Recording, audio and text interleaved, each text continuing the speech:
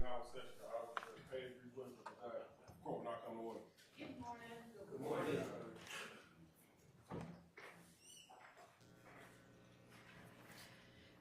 Okay, we need to make sure we have taken care of all of our last-minute housekeeping on the indictment, the verdict forms, the charges. Ms. Persfield shared an email yesterday evening that has what we think are the last things we need to take a look at. So if we want to just walk through those. I guess maybe the verdict forms are the easiest thing to look at first.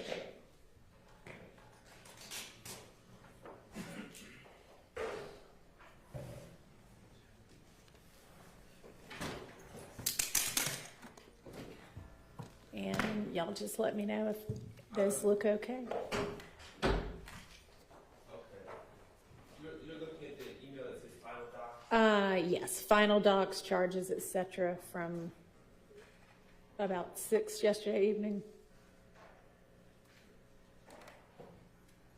And it attaches each verdict form, the redacted indictment, which we definitely need to still address some things on, and then the jury charges may change based on what we do with the indictment. So let's just look at the verdict forms first. And hopefully those are actually in final form. This is minor, Your Honor, but do we need an entire page for the Well, overt acts, or is that just a here's good way the to break thing it? is I thought about doing some lines, but then I didn't want y'all saying, well, if you put 10 lines, that implies that they should find lots of acts. So I thought if we have a blank page, it is literally a blank slate, and they can put nothing, 173, it'll be up to them. So that was my thinking. Well, I certainly prefer that to the lines, so, Okay. but it's All very right. difficult to please us. All right, then that's why it's there. Well, Your Honor, as you know, the state would prefer the lines, but given that you've made it clear, you sort of made your mind up on this issue, I think that this is the most appropriate middle ground. The way it was before implied that there would be very few or any, and this is, as you said, it's a blank space. Okay. All right. So any other items? All right. And I don't know if it's the same thing Mr. Sharp is standing up. On Mr. Stillwell's verdict form, Yep. for count 49 and count 52, just for consistency, I would put the not guilty first and then the guilty. I agree. Don't know how that one happened. Ms. Persfield, can you switch those around? Thank you for that catch. Your Honor, I'm going to object on count 2 and count 49. Yes. I don't think we should be putting the victims' names. Why? Well,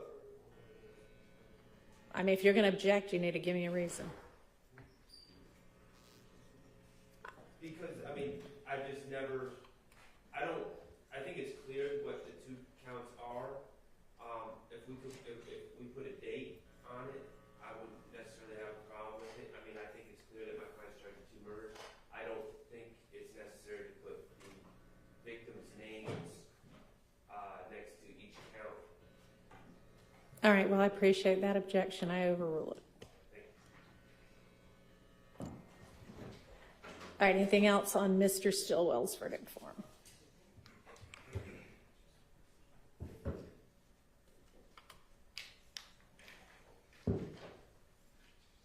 All right, hearing nothing, we will move on to Mr. Kendrick's verdict form.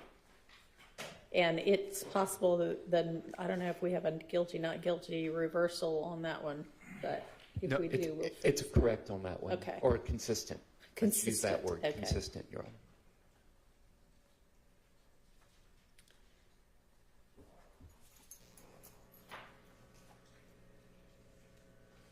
All right, anybody have any issues then on that verdict form? I guess maybe you could I don't know why it's not showing up on mine. I don't have lines under this blank day of blank, but it looks like you do on yours, Ms. Persfield, so as long as they're there. Okay, all right, so looks like at least the verdict forms are in their final form.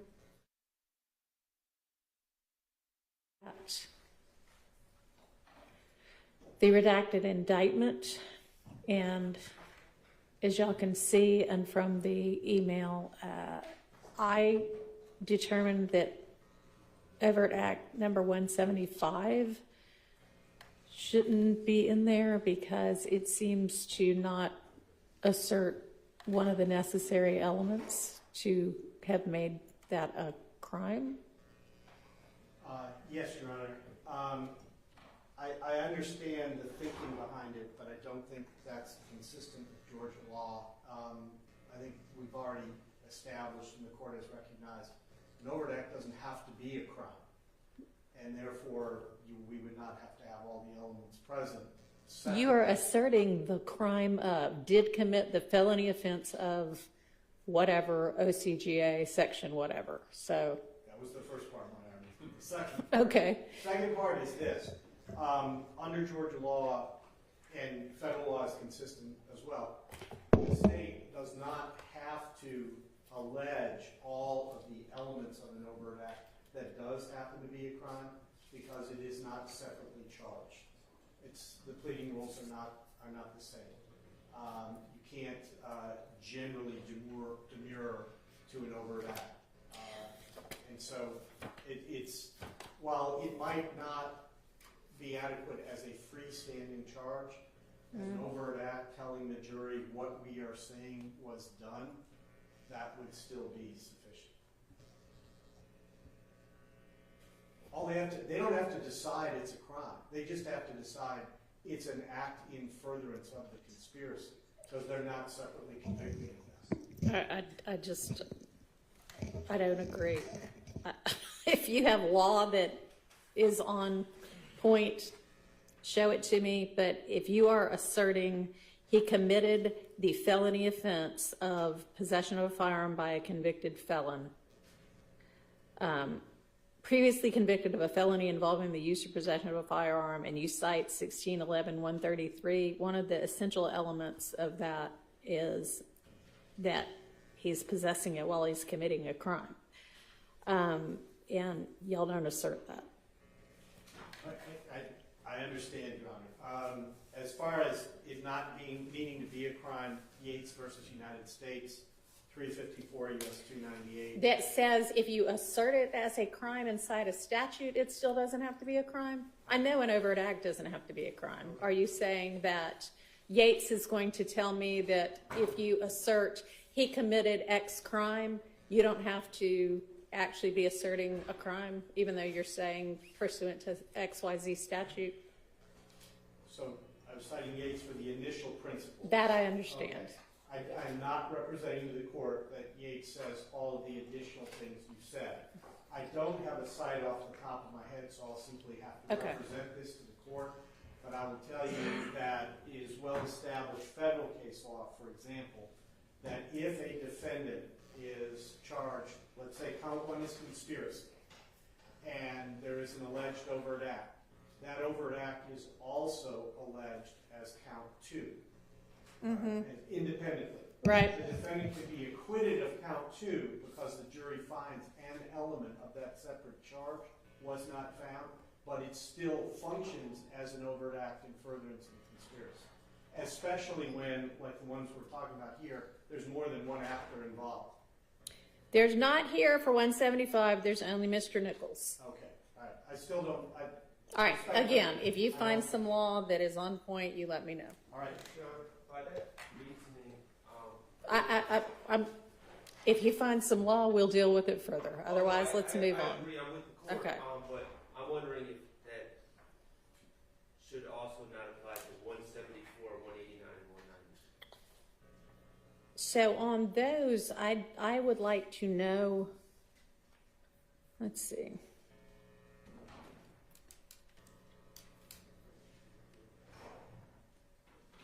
Good question. All right, 174 and which others? 189, oh, sorry, go ahead. 189 and 190.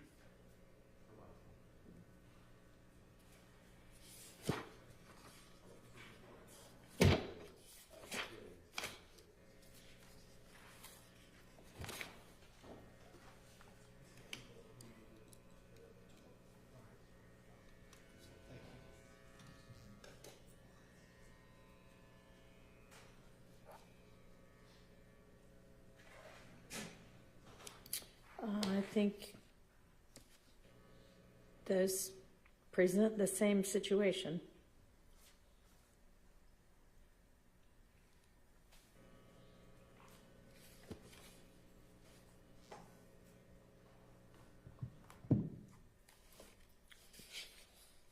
Yeah, I think you're correct.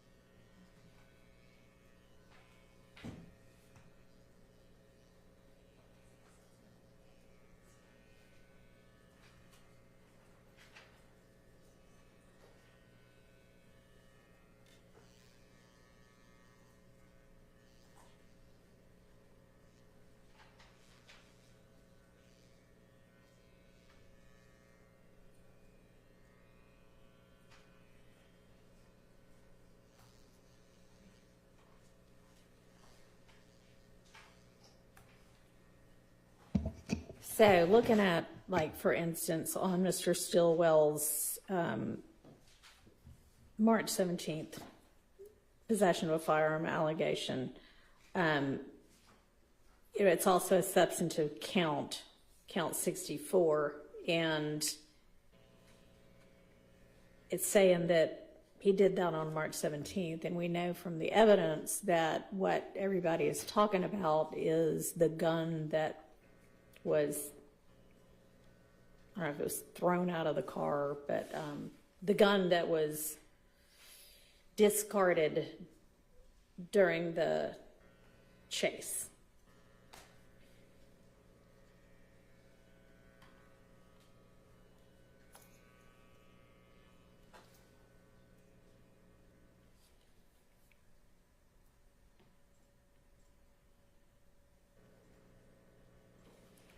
And, you know, I mean, I think we were looking at sort of the somewhat odd language of 1611-133. Right.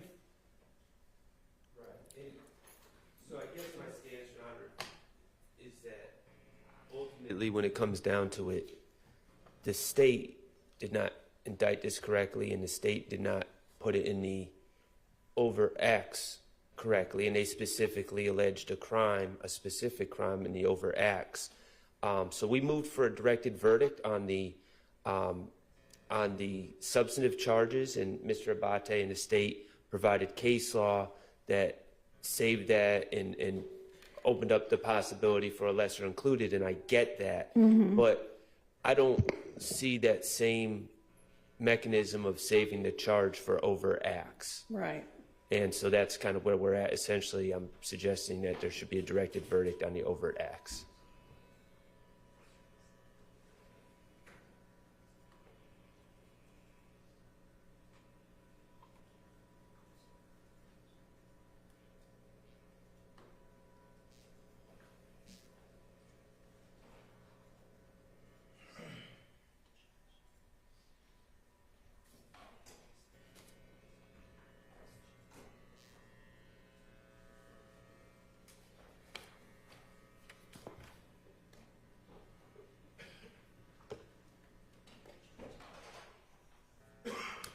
Yeah, I mean, I think those overt acts need to be removed. 174, 175, 189, and 190.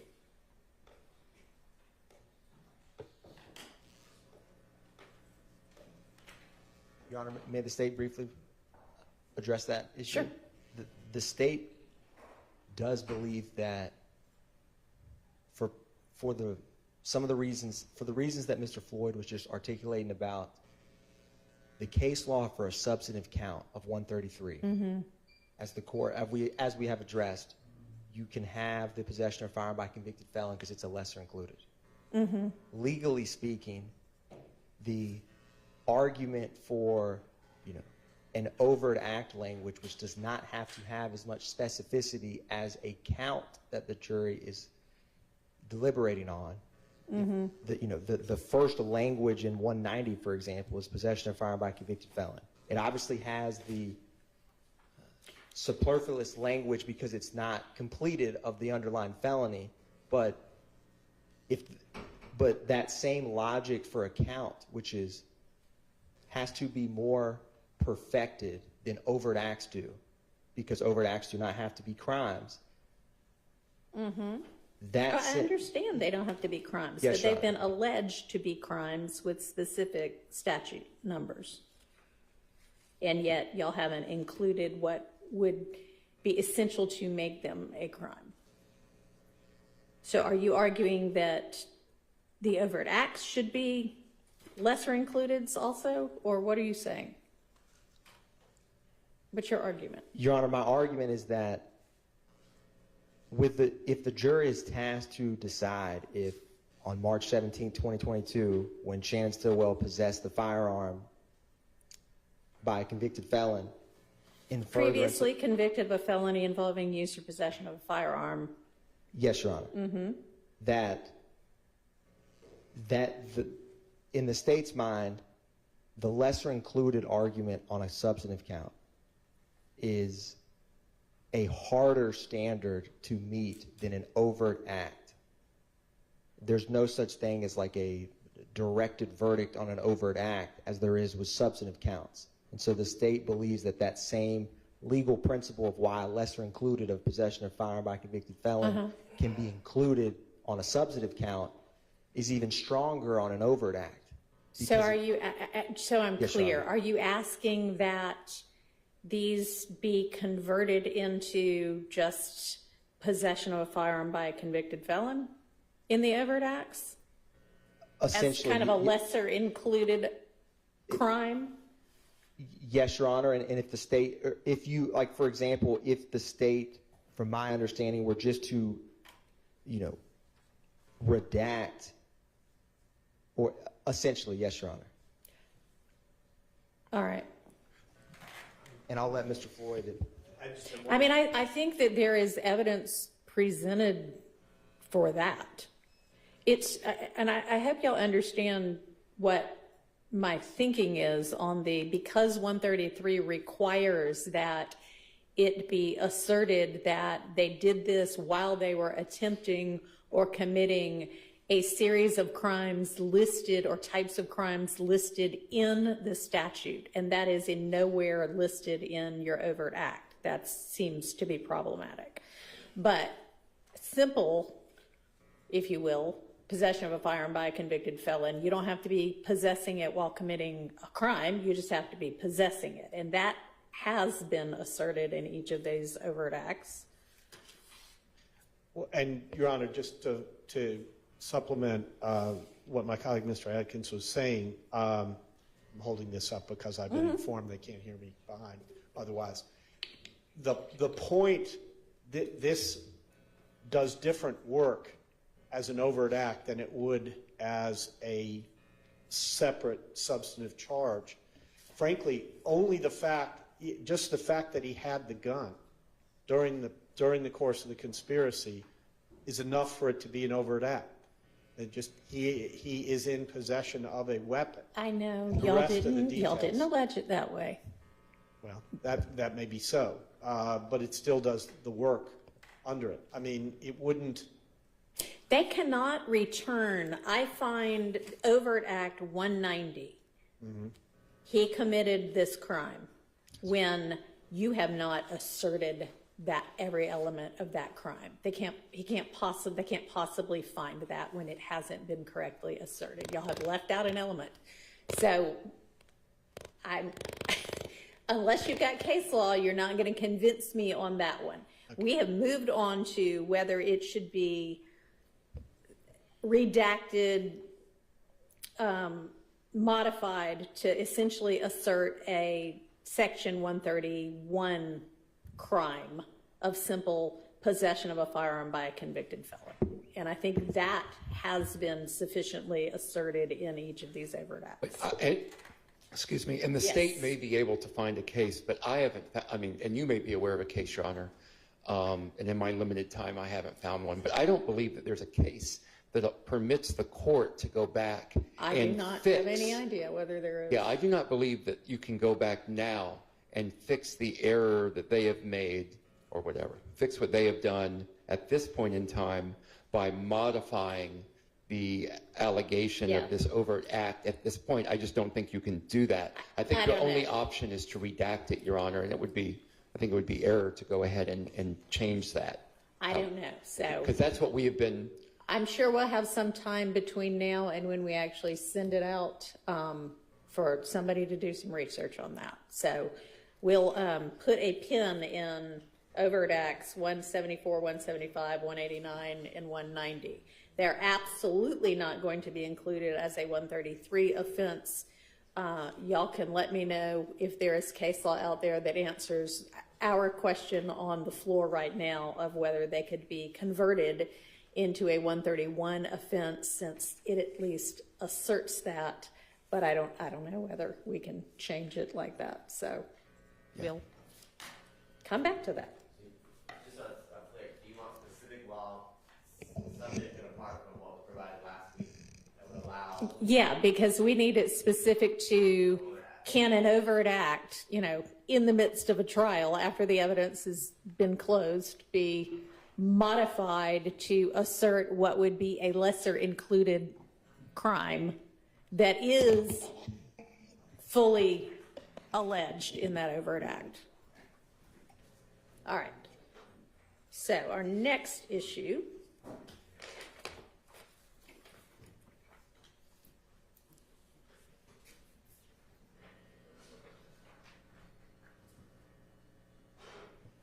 let me jot myself a note down.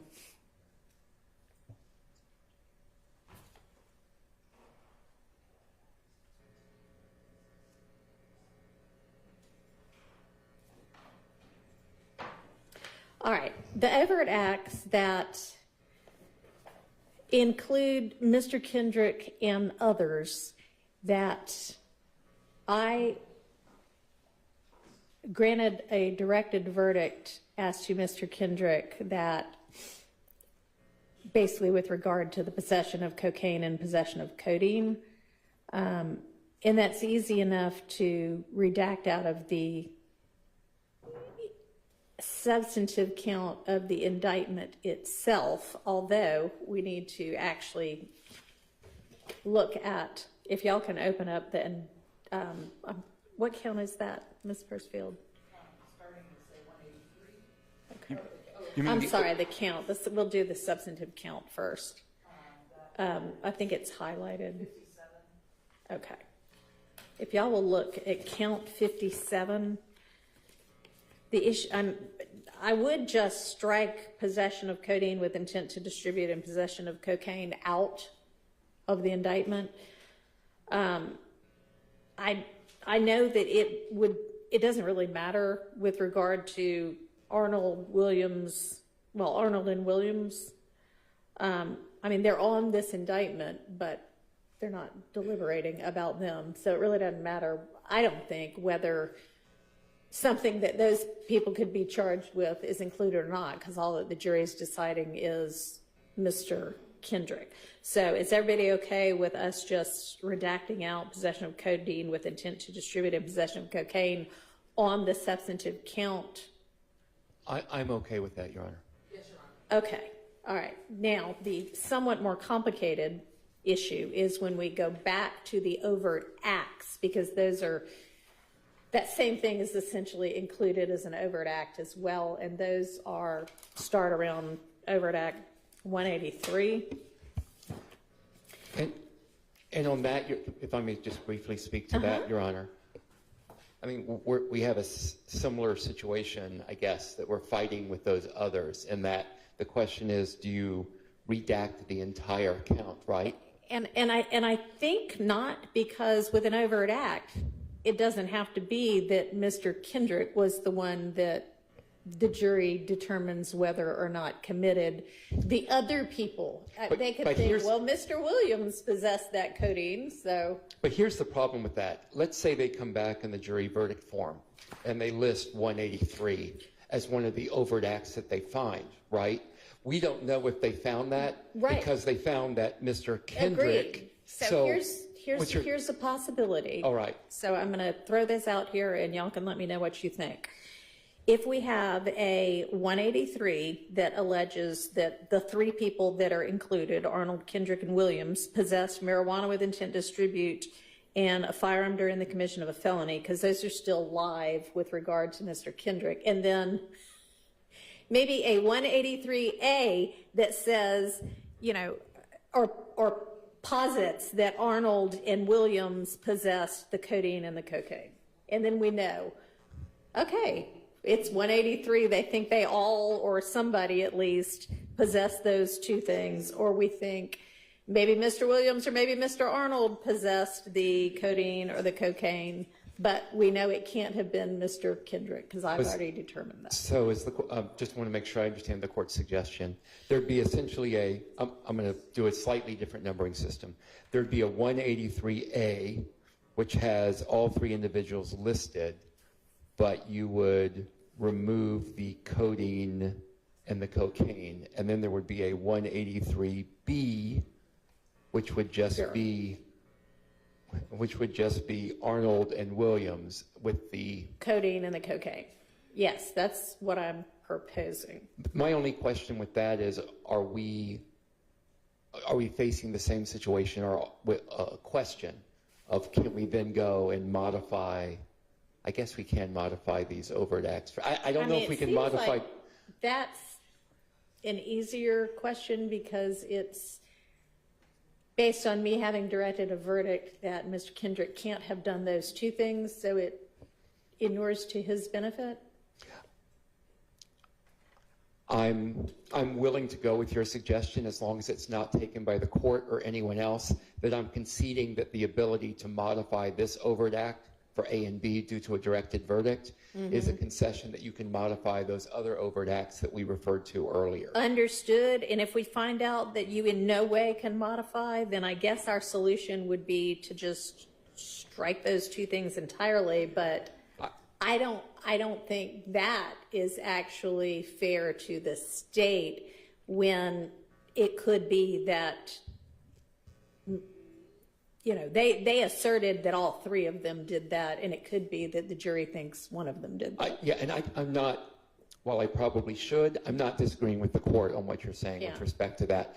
The real key is going to be if we can find any law and what that law says. Sure. That'll be determinative of some of those issues. You say I probably should, but you shouldn't if you, I appreciate that you take your duty of candor seriously. I really do. Thank you. Yes, sir. Your Honor, with regard to Act 183, if the jury unanimously finds that this overt act was in furtherance of the conspiracy, I believe with the instructions the court will be giving, when you have multiple parties, and could mean, and can be or in pleadings.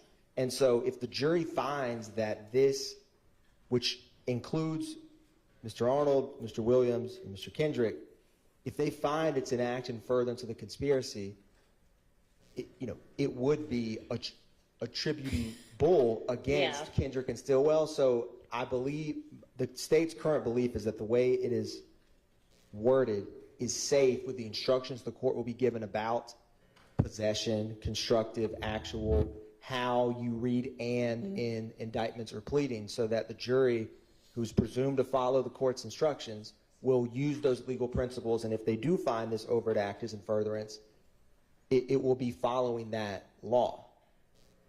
Here's the challenge with that, and just kind of think through this hypothetical with me. We have got Overt Act 183 that says Arnold, Kendrick, and Williams. Let's assume that The only overt act the jury comes back with is 183. And all we know is they found 183. But how do we know then that they didn't say, you know what, I think Mr. Kendrick possessed codeine with intent to distribute. That is all I think, and that is why I'm finding this count. When I have already directed a verdict against the state and on the side of Mr. Kendrick with regard to that, that seems problematic. And then the whole case gets reversed, assuming that that's what happens. Understood, And Judge. I doubt if that's going to come to fruition, but legally speaking, that's my worry with leaving it the way it is. Understood, Your Honor. I'm thinking through it with the court Yeah. right now. Okay. So if we could come back to this. All right. Thank you, Your Honor. I guess what doesn't make sense is we didn't have to charge the separate offenses. We could have just put those offenses like we did in the Overt Act, and your directed verdict on those obviously would have had no. That's true. Because there's no directed verdict. That's true, but I'm worried about an inconsistent verdict, which is not allowed. Well, inconsistent verdicts in Georgia are allowed. There is no, Georgia doesn't have inconsistent verdicts anymore. They don't go. Well, what is it that we phrase it? It's not inconsistent. What is it called? Repugnant.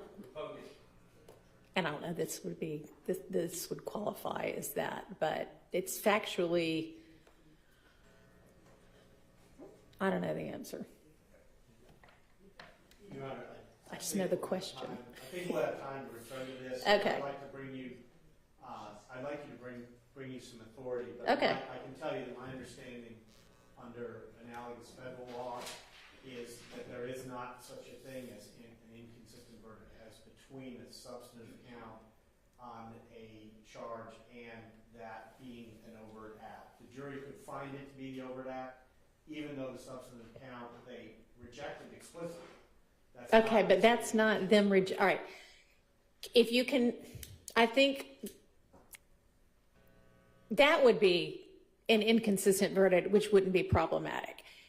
Our situation is not that. Let's assume that nobody else is charged, that it's just Mr. Kendrick who it's alleged to have done overt act 183. And I have directed, and it's only, codeine. And I've directed a verdict on that count with regard to the substantive count. Yep. Could we then leave that overt act in? When I've said as a matter of law? Actually, I believe the answer. So that's our question. Right, understood. It helps to frame the question. Okay. And we're going to come back and talk about it, so I don't want to. All right. I'd like to be better Think it through informed before we and know what the case law make is. better use of our time. Okay. Thank you. Appreciate it. All right. The next thing is on the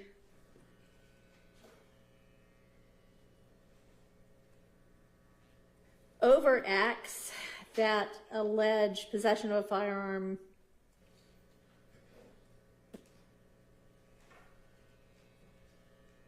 by a convicted felon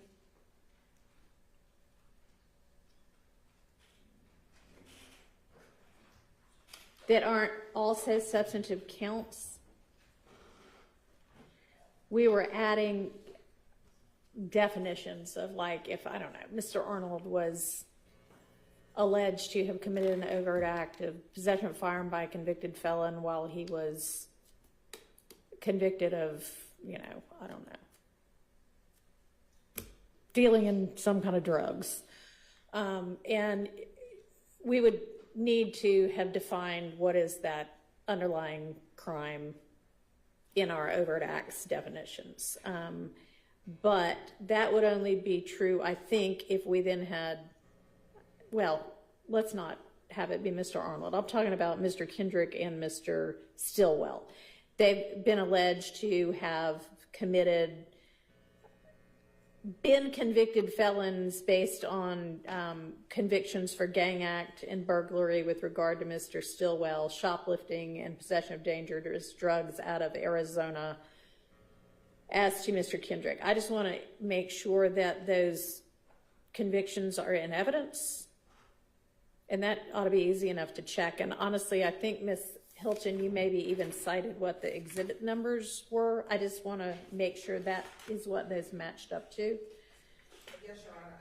So I think it was, what you said was 60G, 30Q, and 487VV. So can we just pull those and or if you've got it on this, you had it as a slide, actually. If you want to just pull that up, too, and let's look. And there are other convictions for Mr. Stillwell that were admitted as well. Right. But I'm just, at this point, trying to figure out which crimes not otherwise defined do I need to define for purposes of overt acts. And we have not yet defined shoplifting, burglary, or whatever that Arizona dangerous drugs thing is, and I'm not even sure how to define that one, but looking at the indictment, plea, and sentence would help. And are we sure that was a felony shoplifting? Because shoplifting isn't always a felony. So can we just pull those convictions? You want me to pull what I posted in the... I mean, the actual piece of evidence would be probably the easiest.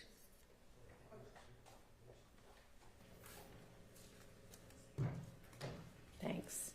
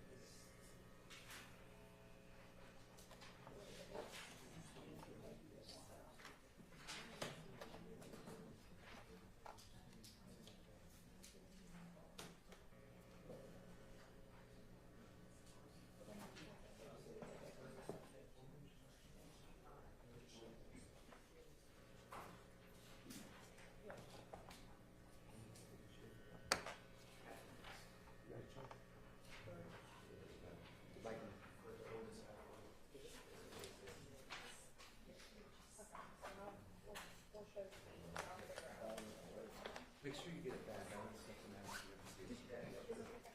I don't know how many times he has to do it.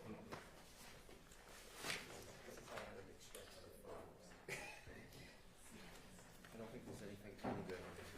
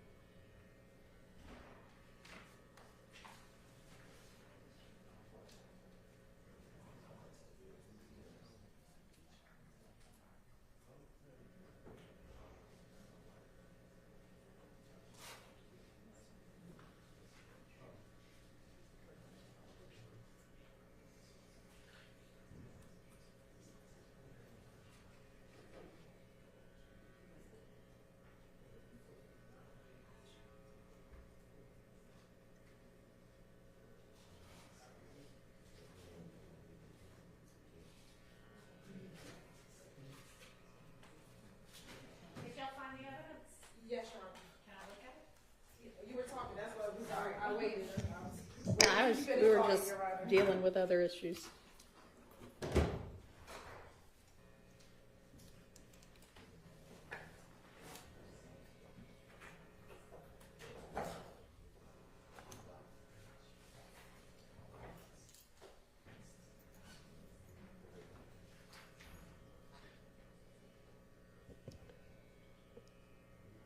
And Your Honor, unless I missed it, I don't believe the Arizona conviction came into evidence.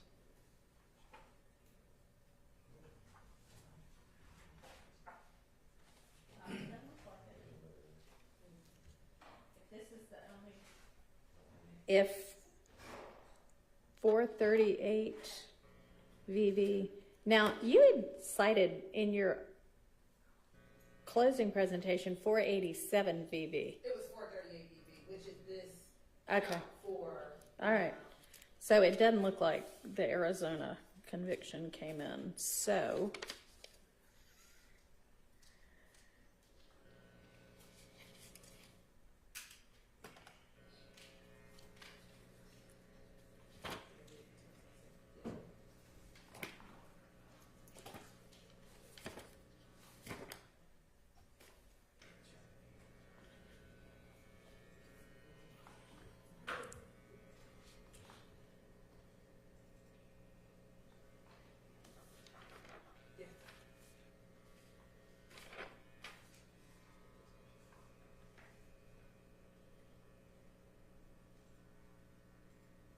all right, so we're starting with overt act number 3. Y'all allege that Mr. Stillwell possessed marijuana with intent to distribute on 8/23/13. Is there a conviction for that? In which one is that? That is going to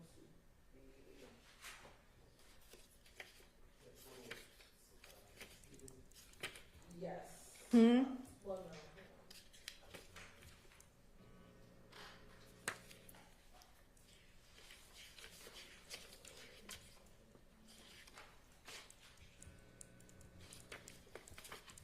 It's neither of these.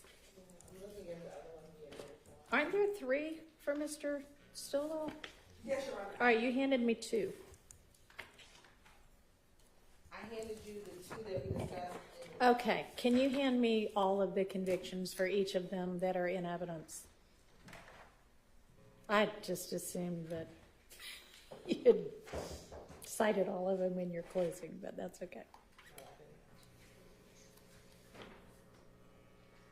It's probably this one.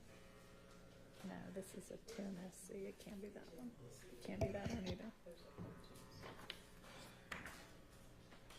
All right, I think it's still somewhere in one of those bins, if it is in evidence. Oh, it's right here. Oh, yeah. Sorry. Not in there. Okay.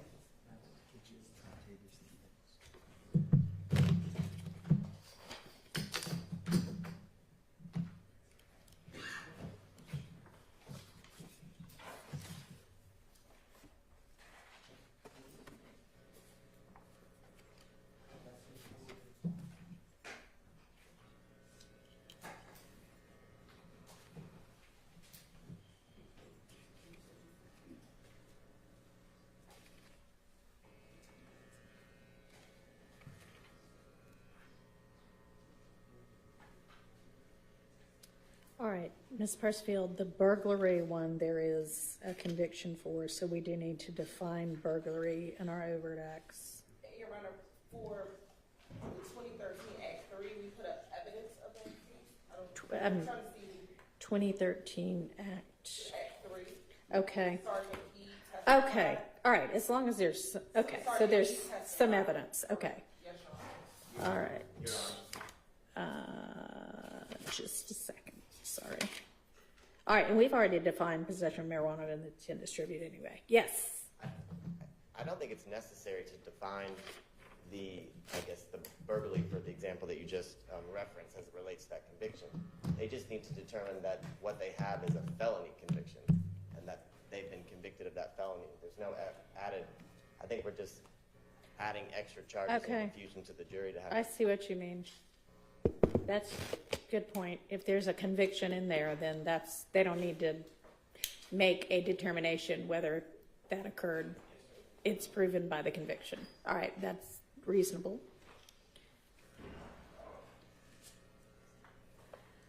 All right, so then 55.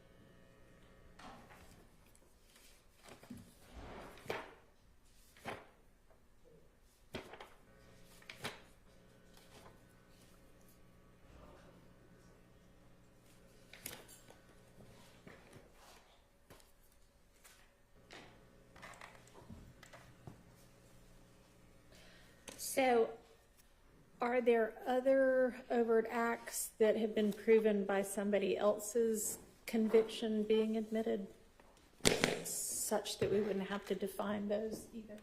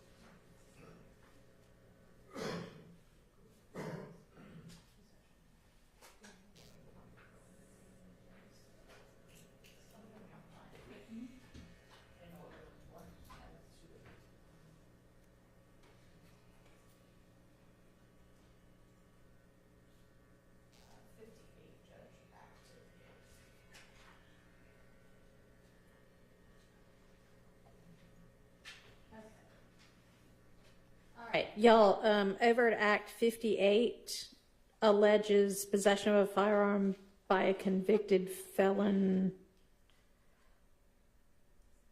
by Mr. Kendrick by possession of a firearm having been convicted of that Arizona felony.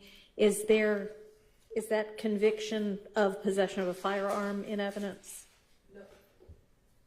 Not the Arizona conviction, but I don't know if it's I assume Georgia conviction for possession of a firearm by a convicted felon? That's the one that you have for 38 BV. Okay. That October 1st, the conviction for that October 1st crime is 438 BV.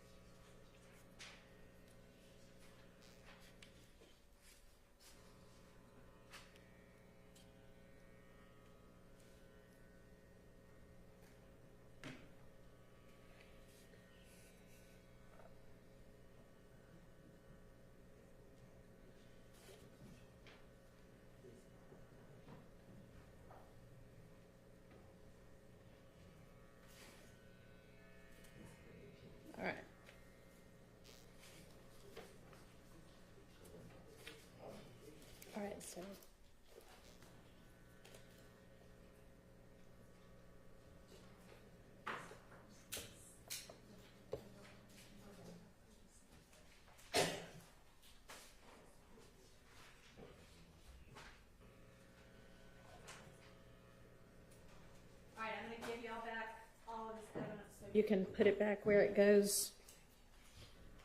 And then have y'all come up with any other overt acts where we won't need to define a crime because it's established by some alleged co-conspirator's conviction that's in evidence? Your Honor, we are looking.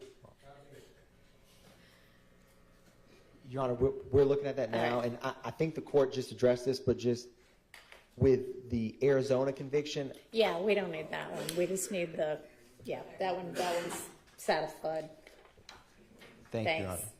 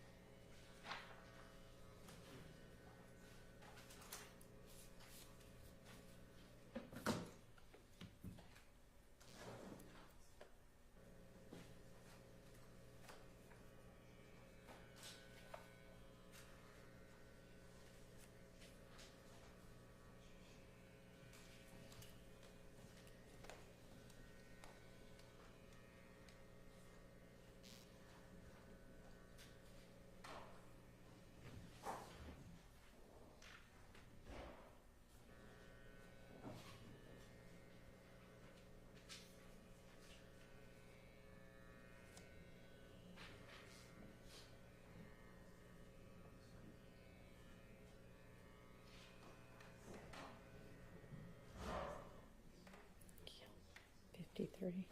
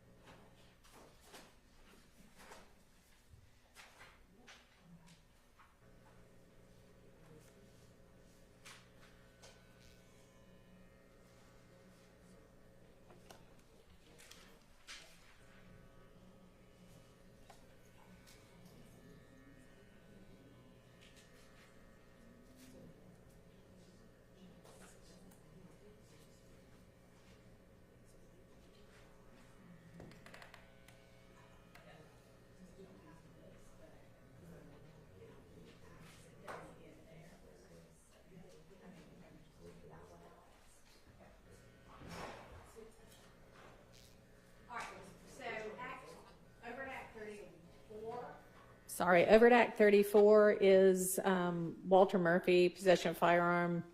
Do we have, is that established by a conviction?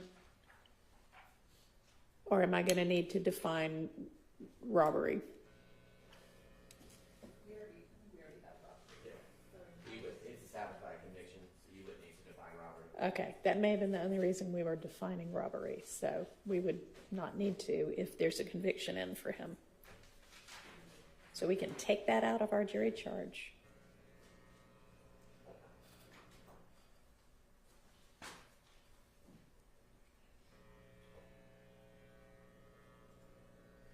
I'm glad you pointed that out, Mr. Abadi. That'll make it somewhat easier.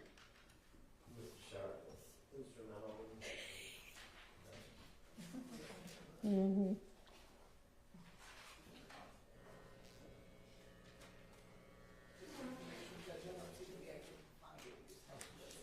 Oh. All right, I'll have to look in a second.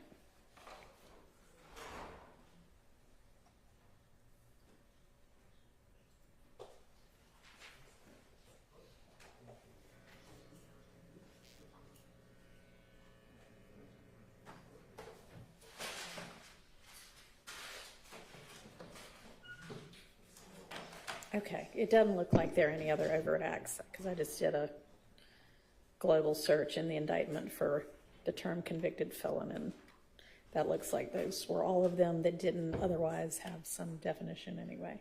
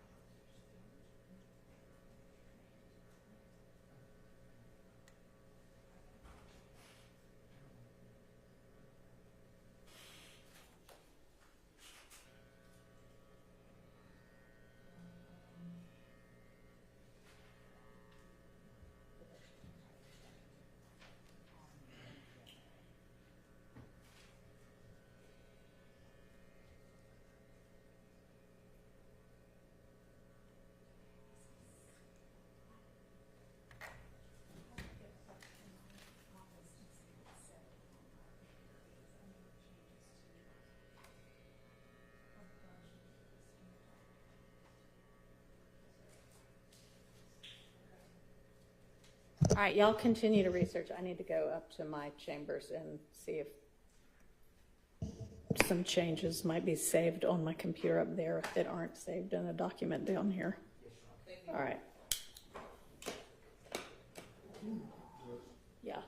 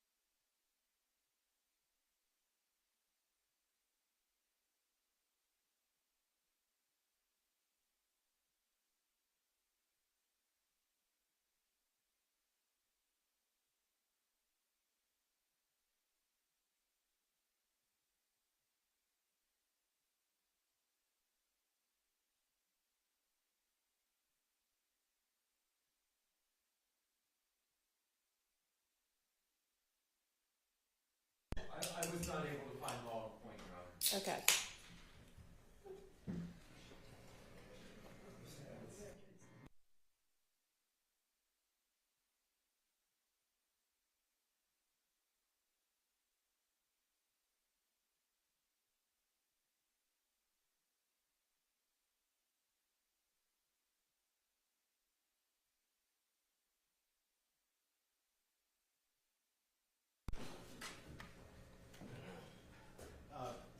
Your Honor, we've located some authority on main cases, United States versus Elliott 571, F second 880. It's a former Fifth Circuit case. Elliott dealt specifically with the question where the defendant argued that acquittal on a RICO substantive did require acquittal on a RICO conspiracy. And the court said no, it did not. Yeah, that's not. It's an often, it draws the distinction. But that being said, we are looking at the changes that were just forwarded to us. Okay. And think that there, for the vast majority of these, there may be a pretty simple, direct workaround that addresses the issues we've been talking about. Okay. Well, I'm not sure we need to decide it before the jury charges anyway, so. All right. Anything else then? Otherwise, I'm going to have the jury out and go ahead and charge them. No, Your Honor. All right, let's get the jury out.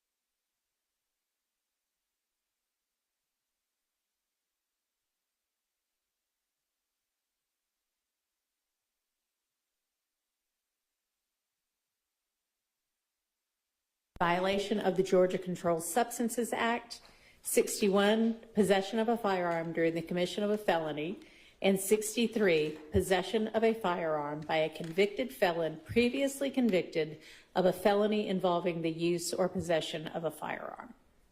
Mr. Stillwell has been indicted for counts 1, conspiracy to violate the Racketeer Influenced and Corrupt Organizations Act, 2 and 49 are counts of murder, 50, participation in criminal street gang activity pursuant to subsection 1 of that statute, 51, participation in criminal street gang activity pursuant to subsection B of that statute, 2 counts of possession of a firearm by a convicted felon previously convicted of a felony involving the use or possession of a firearm in counts, those are counts 52 and 64, and then count 54, which is possession of a firearm during the commission of a felony.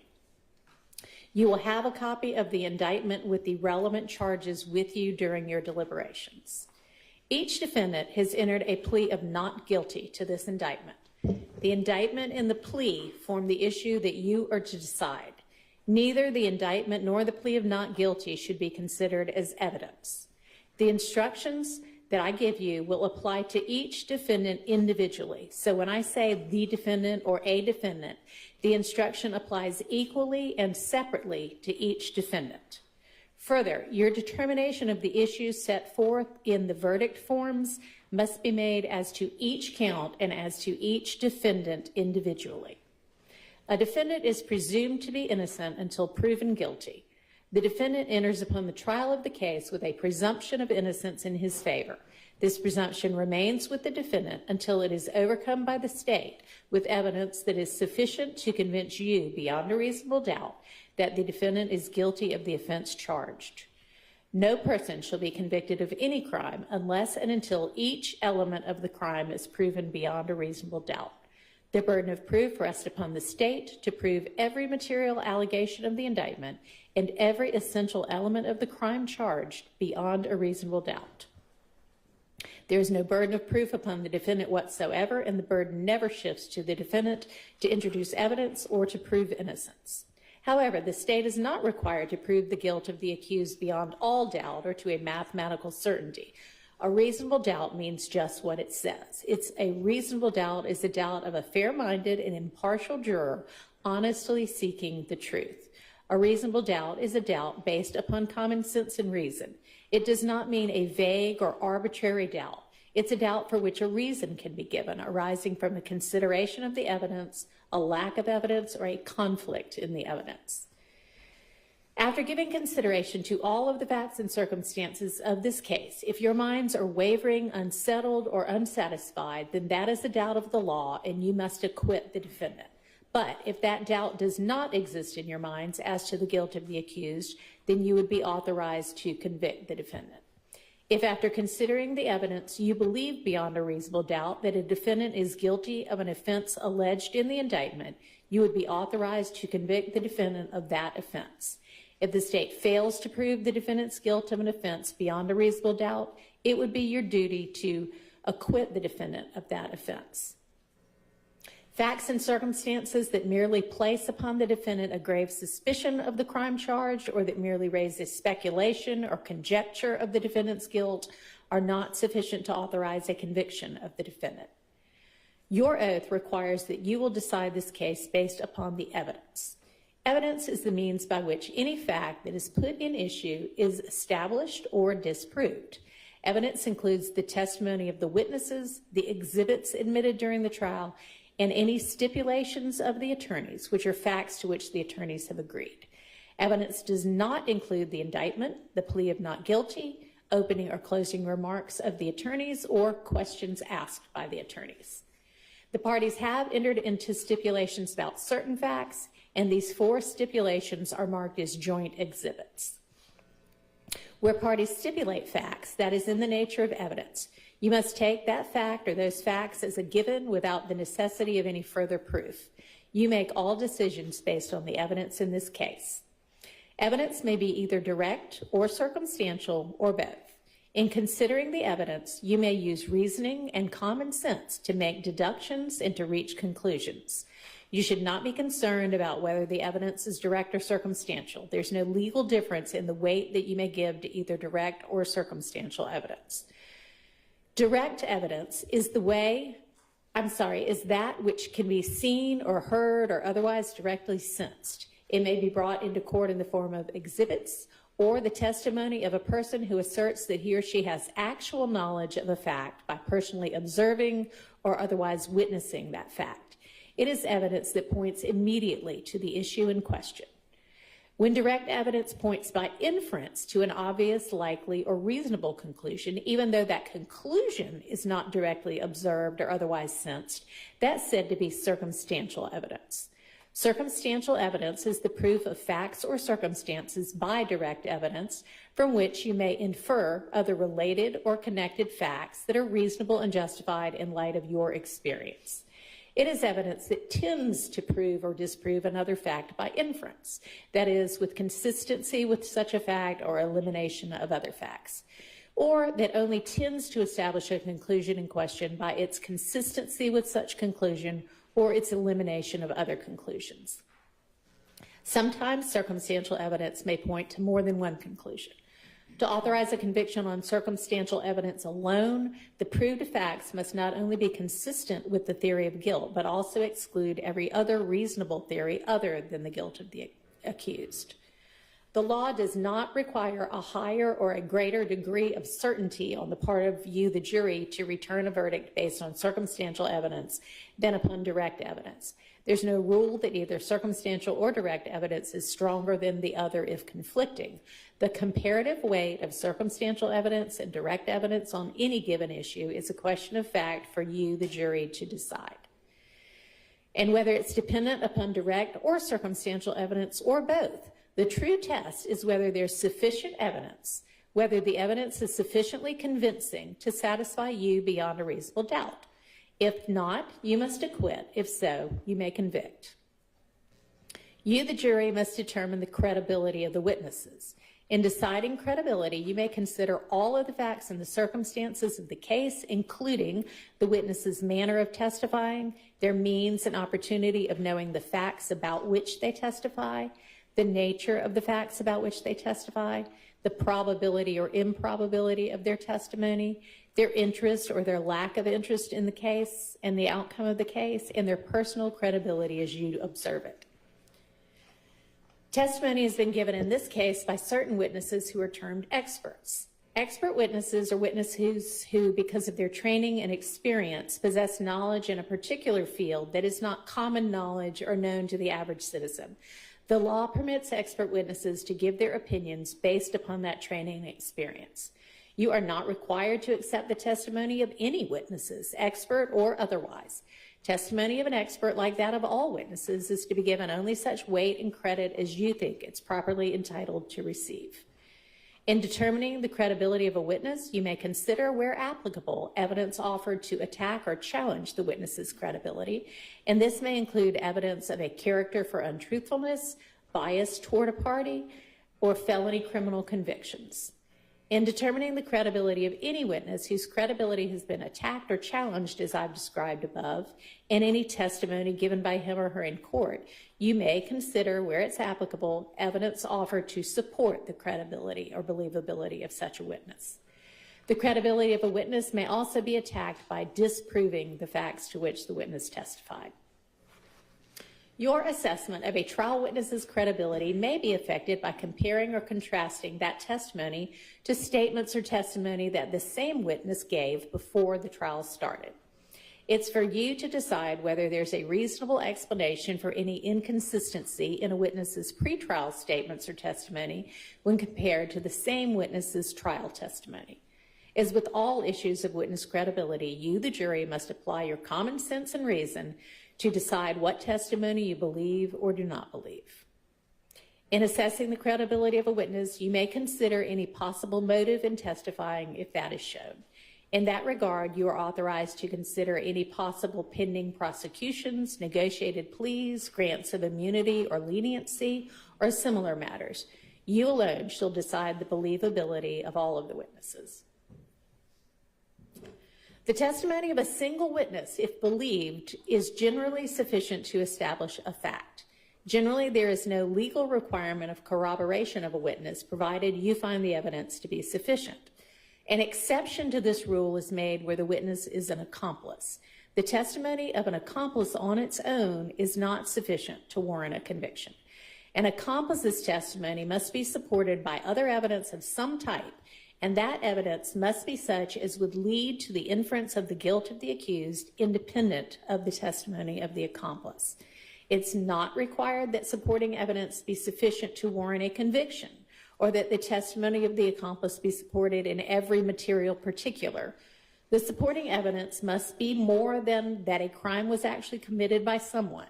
It must be sufficient to connect the accused with the criminal act, and must be more than sufficient to merely cast upon the accused a grave suspicion of guilt.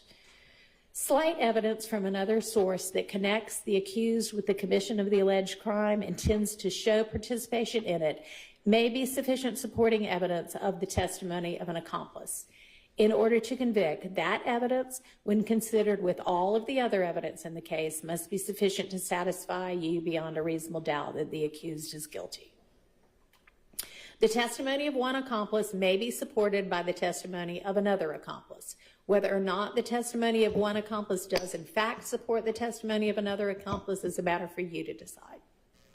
The sufficiency of supporting evidence of an accomplice is a matter solely for you to determine. Whether or not any witness in this case was an accomplice is also a question for you to determine from the evidence in this case. Any out-of-court statements made by one of the defendants on trial in this case after the alleged criminal act has ended may be considered only against the person who made the statement, and only if you find such statement was freely and voluntarily made.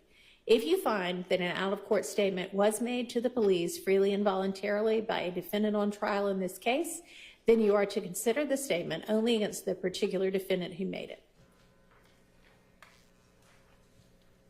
A defendant in a criminal case may take the stand and testify and be examined and cross-examined as any other witness. However, a defendant does not have to present any evidence nor testify. If a defendant chooses not to testify, you may not consider that in any way in making your decision. Sometimes evidence is admitted for a limited purpose or against some parties and not others, or for some counts and not others. I have previously instructed you as to how to consider particular evidence that was limited over the course of this trial. Such evidence may be considered by you only for the sole issue or purpose, or against only the party, or only for the counts for which that evidence was limited, and not for any other purpose or against any other defendant or for any other counts. You have received evidence of certain prior convictions of these defendants as well as certain other witnesses in this case. You may consider the conviction of Mr. Kendrick only against Mr. Kendrick and only as to count 1 and as to the required element of being a convicted felon in count 63. You may consider the convictions of Mr. Stillwell only against Mr. Stillwell and only as to count 1 and as to the required element of being a convicted felon in counts 52 and 64. You may consider the convictions of any witnesses only insofar as they may relate to attacking the credibility of that witness and not for any other purpose. Identity is a question of fact for you to determine. Your determination of identity is dependent upon the credibility of the witness or witnesses offered for this purpose. You should consider all of the factors previously charged to you regarding credibility of witnesses. In addition, some but not all of the factors you may consider in assessing the reliability of any identification are the opportunity of the witness to view the alleged perpetrator at the time of the alleged incident, the witness's degree of attention toward the alleged perpetrator at the time of the alleged incident, the possibility of mistaken identity, whether the witness's identification may have been influenced by factors other than the view that the witness claimed to have had, whether the witness on any prior occasion did not identify that person as the alleged perpetrator, and the length of time between the crime and the out-of-court or any out-of-court identification. It's for you to say whether under the evidence in this case, the testimony of the witnesses and the facts and circumstances of the case sufficiently identify someone beyond a reasonable doubt as the alleged perpetrator or a party to an act. It is not necessary that the defendant show that another person committed the alleged act. The burden of proof never shifts to the defense. Defendants are charged with crimes against the laws of this state. A crime occurs when a law is violated by a defendant's intentional action. Intent is an essential element of any crime and must be proved by the state beyond a reasonable doubt. Intent may be shown in many ways, provided that you, the jury, believe it existed from the facts proven before you. It may be inferred from the proven circumstances or by acts and conduct, or it may, in your discretion, be inferred when it is the natural and necessary consequence of the act. Whether or not you draw such an inference is a matter solely within your discretion. Criminal intent does not mean an intention to violate the law or to violate a criminal statute, but it simply means the intention to commit the act that is prohibited by a statute. A defendant will not be presumed to have acted with criminal intent, but you may find such an intention or the absence of it upon a consideration of words, conduct, demeanor, motive, and other circumstances connected with the act for which the accused is being prosecuted. Every person is presumed to be of sound mind and discretion, but this presumption may be rebutted. Whether or not you make any inference or inferences such as that is a matter solely within your discretion as the jury. Every party to a crime may be charged with and convicted of commission of the crime. A person is a party to a crime only if that person directly commits the crime, intentionally helps in the commission of the crime, or intentionally advises, encourages, hires, counsels, or procures another to commit the crime.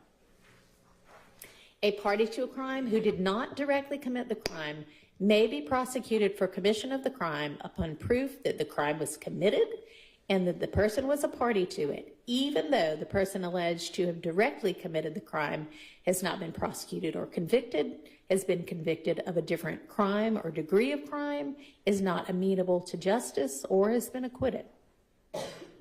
Knowledge on the part of the defendant that the crime of murder, that's counts 2 and 49, possession of marijuana with intent to distribute, count 58, or possession of a firearm, counts 52, 54, 61, 63, and 64, was being committed, and that the defendant knowingly and intentionally participated in or helped in the commission of such crime must be proved by the state beyond a reasonable doubt in order for you to convict on those counts.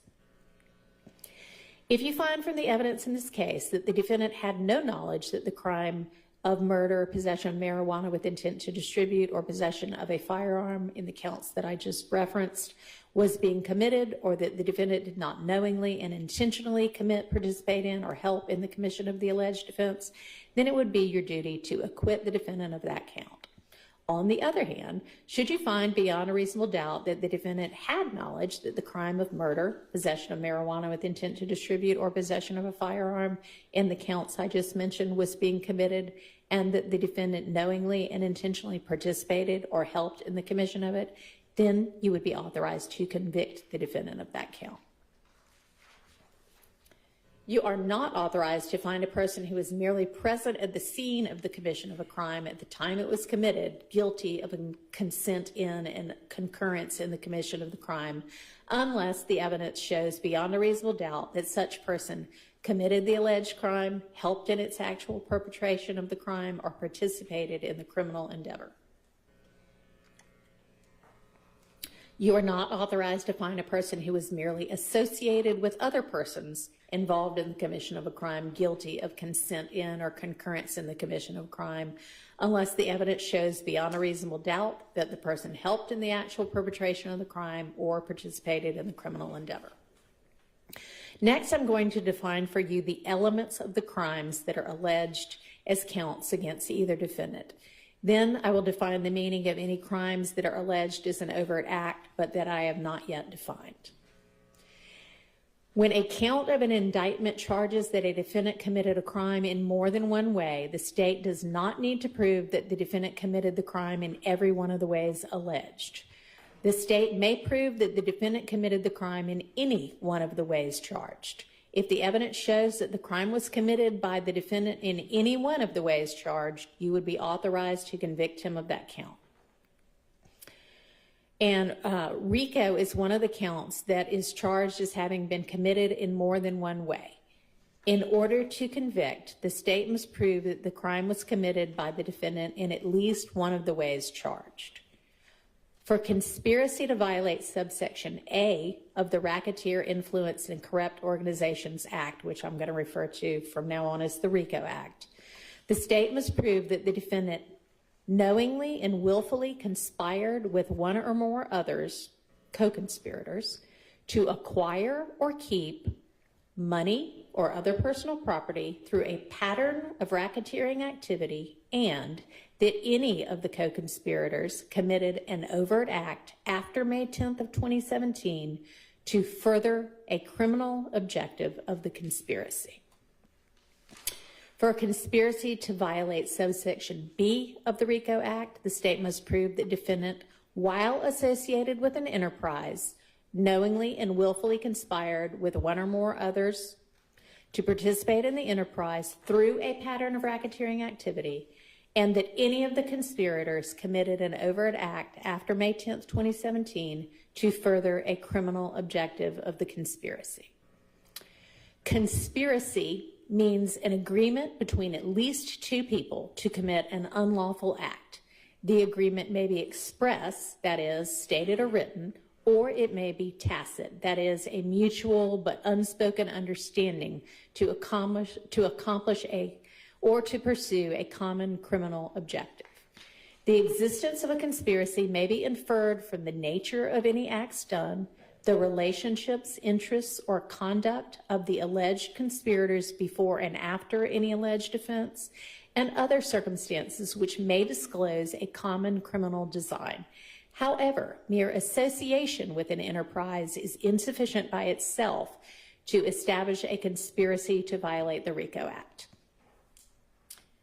The state does not need to prove that each conspirator agreed with every other conspirator, knew all of his fellow conspirators, was aware of all of the details of the conspiracy, or contemplated participating in the same interrelated crimes as every other conspirator.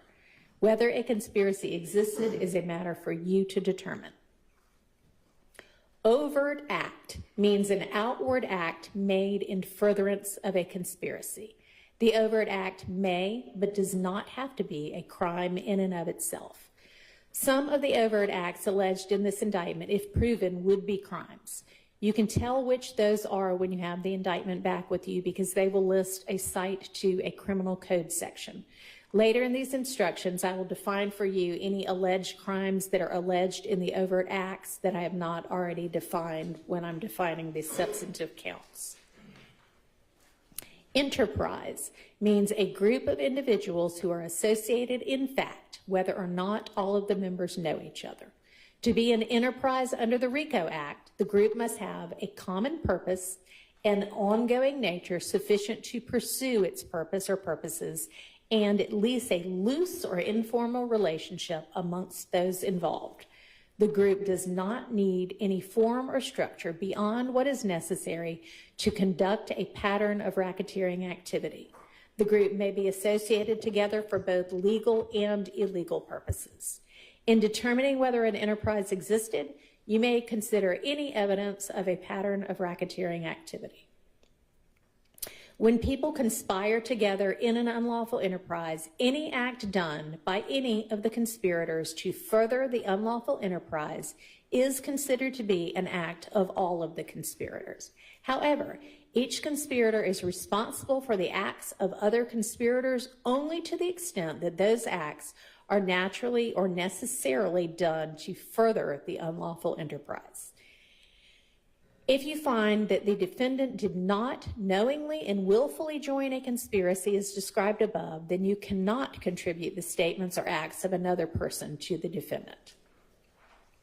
Racketeering activity means committing or attempting to commit any of these crimes: murder, attempted murder, aggravated assault, aggravated battery, theft by receiving stolen property, armed robbery, terroristic threats, use of an item with an altered identification mark, possession of a firearm during the commission of a felony, possession of a machine gun, possession of a firearm by a convicted felon, possession of a firearm by a first offender probationer, possession of a weapon by an inmate, possession of a cell phone by an inmate, possession of codeine with intent to distribute, possession of hydrocodone with intent to distribute, possession of marijuana with intent to distribute, possession of MDMA with intent to distribute, possession of methamphetamine with intent to distribute, possession of cocaine, or possession of oxycodone.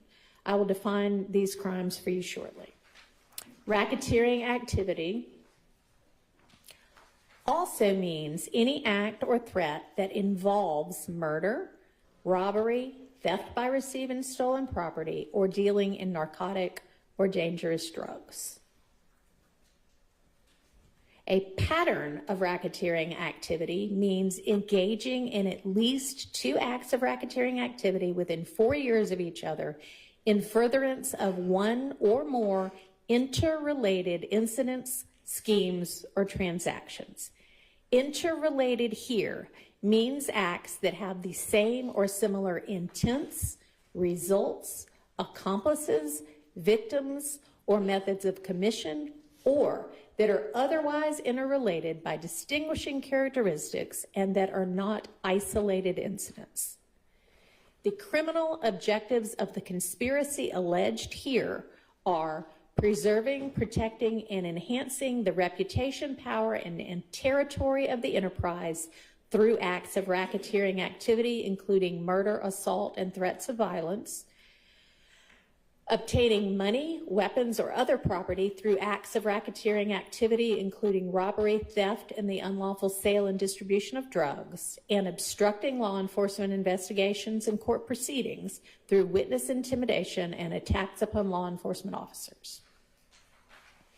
A person commits the offense of violation of the Georgia Street Gang Terrorism Prevention Act, which I'm going to refer to from now on as the Gang Act, when that person, while associated with a criminal street gang, commits a crime that constitutes criminal gang activity.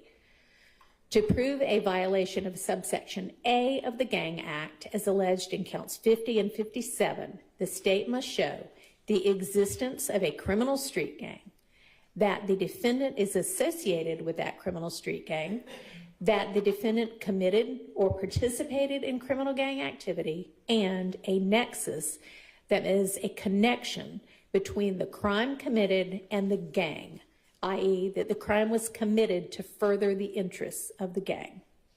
To prove a violation of subsection B of the Gang Act, as alleged in count 51, the state must show the existence of a criminal street gang, that the defendant is associated with that criminal street gang, that the defendant committed or participated in criminal gang activity in order to maintain or increase his status or position in the gang, and again, a nexus or a connection between the crime charge and the gang. That is, that the crime was committed to further the interests of the gang. Criminal street gang means any group of 3 or more persons associated together which engages in criminal gang activity. The existence of criminal street gang may be established by evidence of a common name or common identifying signs, symbols, tattoos, graffiti, or attire, or other distinguishing characteristics, including but not limited to common activities, customs, or behaviors. Criminal gang activity means the commission, attempted commission, conspiracy to commit any criminal offense that involves violence, possession of marijuana with intent to distribute, possession of a weapon, or use of a weapon. For purposes of count 50, 51, and 57, which are the gang counts, murder, possession of marijuana with intent to distribute, and possession of a firearm during the commission of a felony constitute criminal gang activity.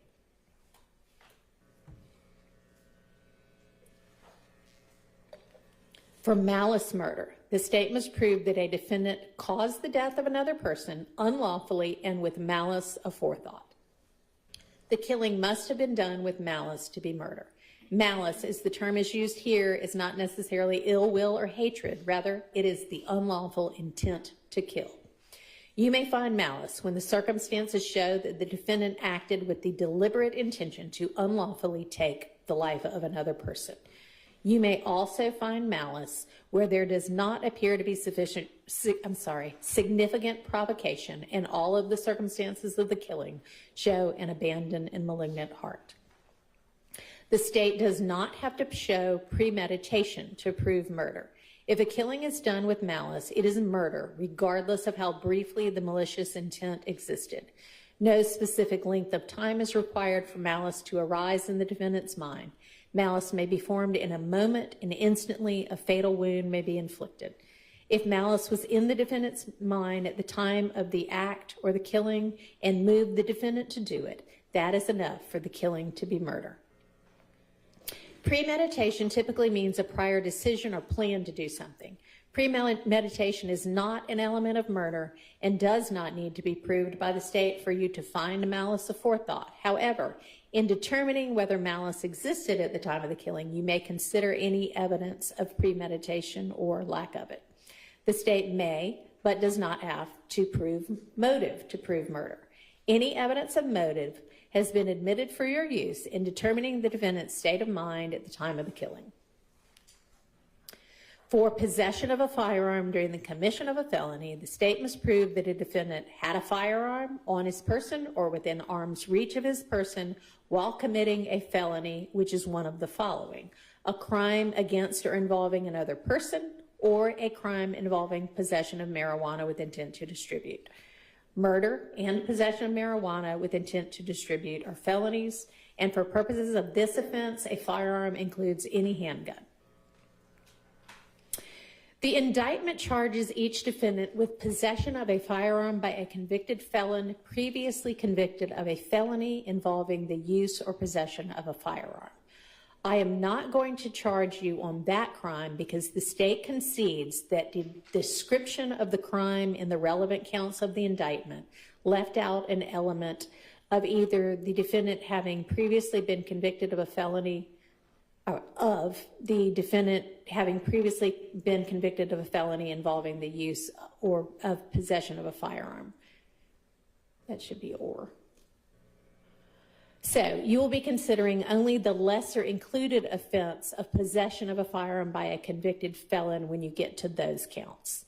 And for possession of a firearm by a convicted felon, the state must prove that the defendant possessed a firearm after having been convicted of a felony. Possession of a firearm during the commission of a felony and possession of a firearm by a convicted felon are both felonies. And again, for purposes of this offense as well, a firearm includes any handgun. For possession with intent to distribute marijuana, the state must prove that the defendant possessed any amount of marijuana with intent to distribute. Intent to distribute means intent to unlawfully deliver or sell. Marijuana means all parts of the plant of the genus cannabis, whether growing or not, the seeds, the resin extracted from any part of the plant, and every compound, manufacture, salt, derivative, mixture, or preparation of such plant, its seeds, or its resin. Marijuana does not include the completely defoliated mature stalks of such plant, fiber produced from such stalks, oil or cake, or the completely sterilized samples of seeds of the plant which are incapable of germination. And it does not include hemp or hemp products, and it does not include samples of tetrahydrocannabinols, or THC. The state must prove that the defendant possessed the marijuana and or the firearm at issue in this case. Possession may be either actual or constructive. It also may be either sole or joint. Actual possession means that at the time of the alleged offense, the defendant knowingly had direct physical control over the marijuana or over the firearm, depending upon which count you're considering. Constructive possession means that at the time of the alleged offense, the defendant did not have direct physical control over the marijuana or the firearm, but did knowingly have both the ability and the intention to exercise control over the marijuana or the firearm. Sole possession means that only the defendant had possession of the marijuana or the firearm. Joint possession means that the defendant shared possession of the marijuana or the firearm with at least one other person. If you find that someone other than the defendant had an equal opportunity to possess the marijuana or the firearm, you would be authorized to convict the defendant only if the state proves that the defendant knowingly possessed the marijuana or the firearm. And I'm now going to define for you any alleged crimes that are alleged in the overt acts that I have not already defined in the substantive counts. So the following definitions apply only to certain acts that are alleged in count 1 of the indictment as overt acts. Aggravated assault with a deadly weapon. For aggravated assault, the state must prove that the alleged perpetrator assaulted another person with a deadly weapon. Assault means to commit or to attempt to commit a violent injury on the person of another. And to prove assault, the state doesn't have to prove the other person was actually injured. However, the state must prove that the alleged perpetrator attempted to cause a violent injury to the person. An offensive weapon is any object that is likely to cause or actually does cause death or serious bodily injury if used against someone. A firearm, when used in the way a firearm is ordinarily used, is a deadly weapon. Aggravated battery. For this crime, the state must prove that, for aggravated battery, the state must prove that the alleged perpetrator maliciously caused bodily harm to another person by seriously disfiguring a part of the body. In deciding whether or not an alleged perpetrator acted maliciously, understand that malice is not ill will or hatred. Malice in this context means an intent to cause the resulting bodily harm without justification or excuse. Malice also means willfully doing an act while aware of a strong likelihood that the particular bodily harm may result. For armed robbery, the state must prove that the alleged perpetrator took another person's property from the immediate presence of the other person by using an offensive weapon and with the intent to commit theft. An offensive weapon is an object that's either likely to cause or actually does cause death or serious bodily injury if it's used against someone. Conspiracy to commit murder. A person commits conspiracy to commit murder when that person conspires with one or more others to commit the crime of murder. Murder has been previously defined. Criminal attempt. A person commits criminal attempt to commit a crime when, with the intent to commit that crime, the person performs any act that constitutes a substantial step towards the commission of the crime. Criminal gang activity has been previously defined. Criminal use, a person of an article with an altered identification mark. A person commits the offense of criminal use of an article with an altered identification mark when he possesses a firearm from which he knows that the manufacturer's serial number or any other distinguishing number or identification mark has been removed for the purpose of concealing or destroying the identity of that article. Possession of a firearm by a convicted felon has been previously defined, but in addition, with regard to that offense, possession of MDMA with intent to distribute, possession of cocaine, and robbery are felonies. Possession of a firearm by a first offender probationer. For possession of a firearm by a first offender probationer, I need to add that word, probationer. The state must prove that the alleged perpetrator possessed a firearm while on probation for a felony as a first offender. Robbery and criminal damage to property are felonies. Possession of a firearm during the commission of a felony has been previously defined, but in addition, for these overt acts, possession of codeine with intent to distribute and possession of cocaine are felonies. Possession of a machine gun. The state must prove that the alleged perpetrator possessed a machine gun during the commission of any of the following offenses: participation in criminal street gang activity, possession of marijuana with intent to distribute, possession of codeine with intent to distribute, and possession of cocaine. A machine gun means any weapon which shoots or is designed to shoot automatically more than 6 shots without manual reloading by a single function of the trigger. Possession of controlled substances. For possession of cocaine or oxycodone, the state must prove that the alleged perpetrator possessed any amount of cocaine or oxycodone, both of which are controlled substances. Possession with intent to distribute. For possession with intent to distribute codeine, hydrocodone, marijuana, MDMA, or methamphetamine, the state must prove that the alleged perpetrator possessed any amount of marijuana or any amount of codeine, hydrocodone, MDMA, or methamphetamine, which are controlled substances, with intent to distribute. And intent to distribute means intent to unlawfully deliver or sell. Sale of marijuana. For sale of marijuana, the state must prove that the alleged perpetrator sold any amount of marijuana, and sell here means to transfer marijuana in exchange for money or anything else of value. Possession of a weapon by an inmate. For possession of a weapon by an inmate, the state must prove that the alleged perpetrator, while an inmate, possessed an unauthorized weapon. For possession of a telecommunication device by an inmate, the state must prove that the alleged perpetrator, while an inmate, possessed an unauthorized cell phone. Conspiracy to possess a telecommunication device by an inmate.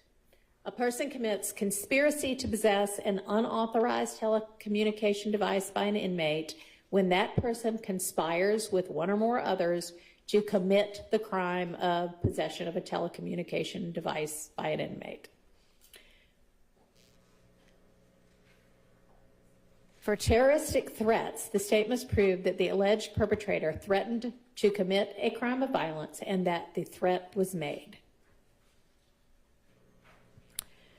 Theft by receiving stolen property. A person commits theft by receiving stolen property when that person receives or keeps stolen property and the person knows or should have known was stolen, unless the property was kept or received with the intent to restore it to the owner. Knowledge on the part of the alleged perpetrator that the property was stolen, or evidence sufficient to show beyond a reasonable doubt that the alleged perpetrator had reason to know the property was stolen, is an essential element of this offense. Knowledge that the property was stolen may be shown by circumstances that would excite suspicion in the mind of an ordinary person. The burden is on the state to prove beyond a reasonable doubt that the alleged perpetrator had knowledge, or under all the circumstances should have had knowledge, that the property in question was stolen and was in the alleged perpetrator's possession. All right, that's it for the overt act crimes. All right, the law provides that criminal action shall be indicted and tried in the county in which the crime was committed. In a prosecution in any case in which it can't be determined that what county the crime was committed, venue is proper and may be proved in any county in which the evidence shows beyond a reasonable doubt it might have been committed. We don't have that here, do we? So essentially just the state must prove that the criminal actions alleged as counts in this case, that they have to be tried and indicted and tried in the county in which the crime was committed. So venue, that is that the crime was committed in a particular county, is a jurisdictional fact that must be proved by the state beyond a reasonable doubt as to each crime charged in the indictment, just as any other element of the offense. Venue may be proven by direct or circumstantial evidence or both. To prove venue for the RICO count, the crime is considered to have been committed in any county in which an incident of racketeering occurred or in which an interest or control of an enterprise or personal property was acquired or maintained. The defendants are each charged with certain offenses that are set forth in various counts of the indictment. Each count is a separate and distinct offense, and you must independently evaluate the evidence against each defendant and as to each offense. The fact that you reach a conclusion with respect to one offense or with respect to one defendant does not necessarily mean that the same conclusion will apply to any other charged offense or to another defendant. Each count of the indictment before you is separate and distinct. You must evaluate evidence as to one count independently from evidence of each other count.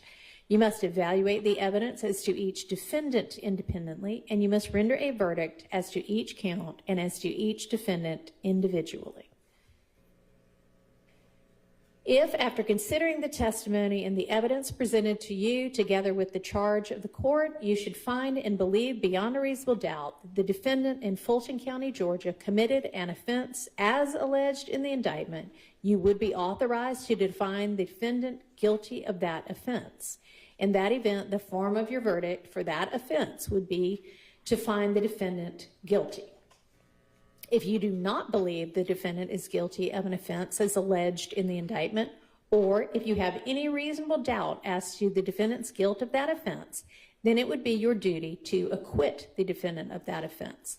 In that event, the form of your verdict for that offense would be to find the defendant not guilty. You are to make a separate determination of guilty or not guilty as to each offense and as to each defendant. Your verdict as to each count must be unanimous. That means that you must be unanimous in your determination that the state has proven every element of that count as defined and listed above beyond a reasonable doubt. And you'll have a copy of these instructions out with you so that you can see what each of the elements of each of the offenses is.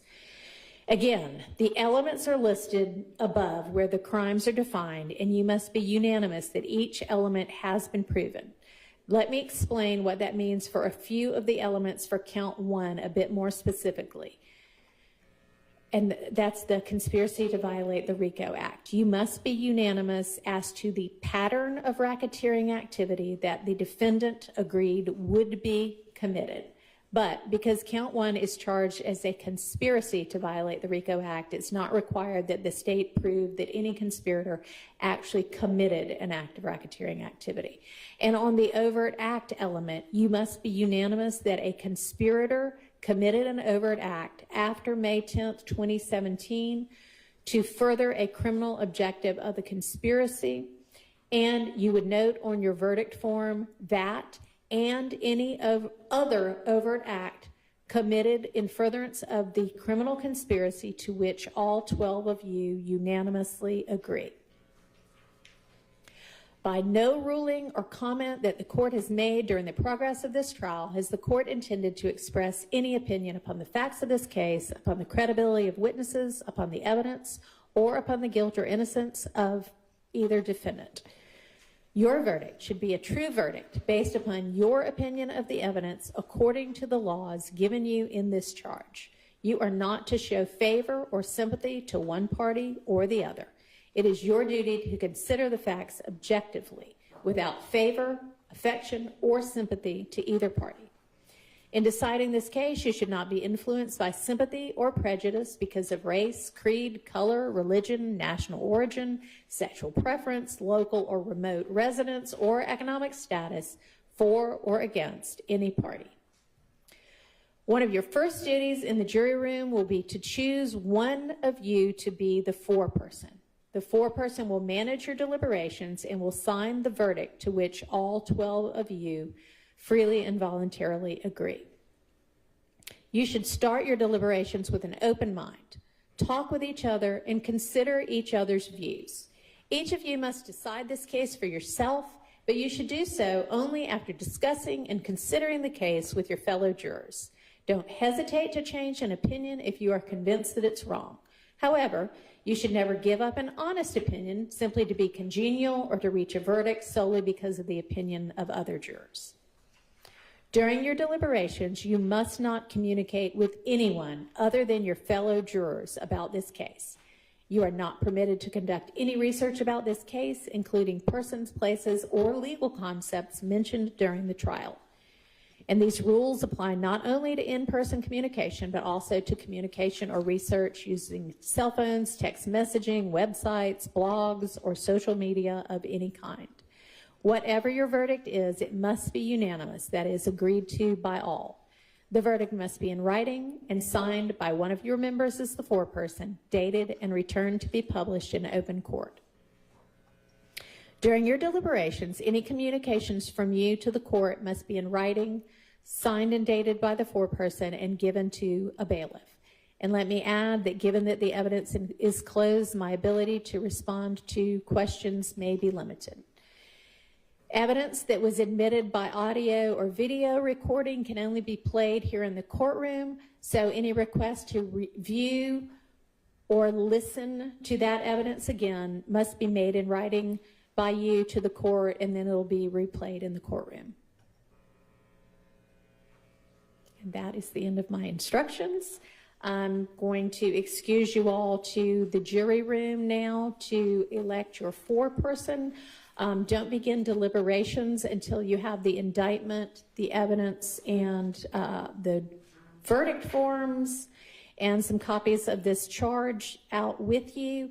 And I'm going to ask jurors number 387, 409, 449, and 508 to hang back with me. And the rest of you can return to the jury room to elect your foreperson. All rise for the jury.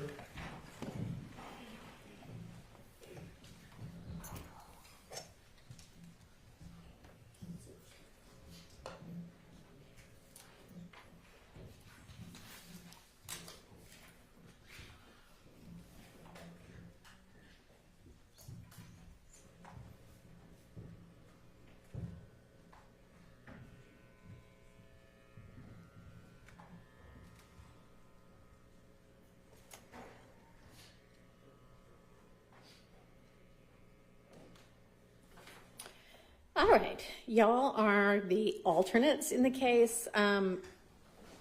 Considering the length of this trial, it was critical that we had alternate jurors in case we lost any jurors. And as I think y'all know, we in fact started with 2 more of you and lost 2 along the way. I don't know how long deliberations are going to take, and so it's possible that even now we may end up losing a juror or more. So y'all are still on jury duty. You're not going to be deliberating right now, but you continue to be under all of the instructions that have been applicable to you for the entirety of this trial. You cannot discuss this case with anyone. You cannot allow anybody to discuss the case with you. You cannot go now and look up any articles about this case or anybody involved in it. You can't look at any kind of social media or any other kind of accounts of this trial or anybody involved in the trial. Essentially, you're still on jury duty. I am going to, for the next hour or so, keep y'all around here. And Sergeant, maybe, I don't know, I'm sure there's probably another jury room that they can retire to. While y'all are on jury duty and the jury is deliberating, I want y'all to stay within an hour or so of this courthouse. If we're ever on a break, you know, we've got Thanksgiving break coming up. Obviously, y'all can go and do whatever your Thanksgiving break plans were because the jury's not going to be in session, court's not going to be in session, we're not going to be deliberating. But even when you're on those breaks and any others that might occur during the deliberation process, you still can't talk to anybody about the case or allow anybody else to talk to you about the case or look for any information in any way about the case. So essentially you remain on the same instructions, just when we're on break, you're on break too. When the jury is deliberating, I need y'all to be where, if we need you, we can get you within an hour, down here within an hour or so, okay? So for right now, y'all can go and grab your things. You can say goodbye, it's been great. I may see you again to your fellow jurors. And then we'll have you in one of the other jury rooms for a little while at least. And if I'm going to release y'all for the day, I'll let y'all know that. But again, just kind of stay within an hour or so of the courtroom. And just like you've sort of kept your cell phones in a way that we can communicate with you, continue to do that in case we need to. Thank you very much.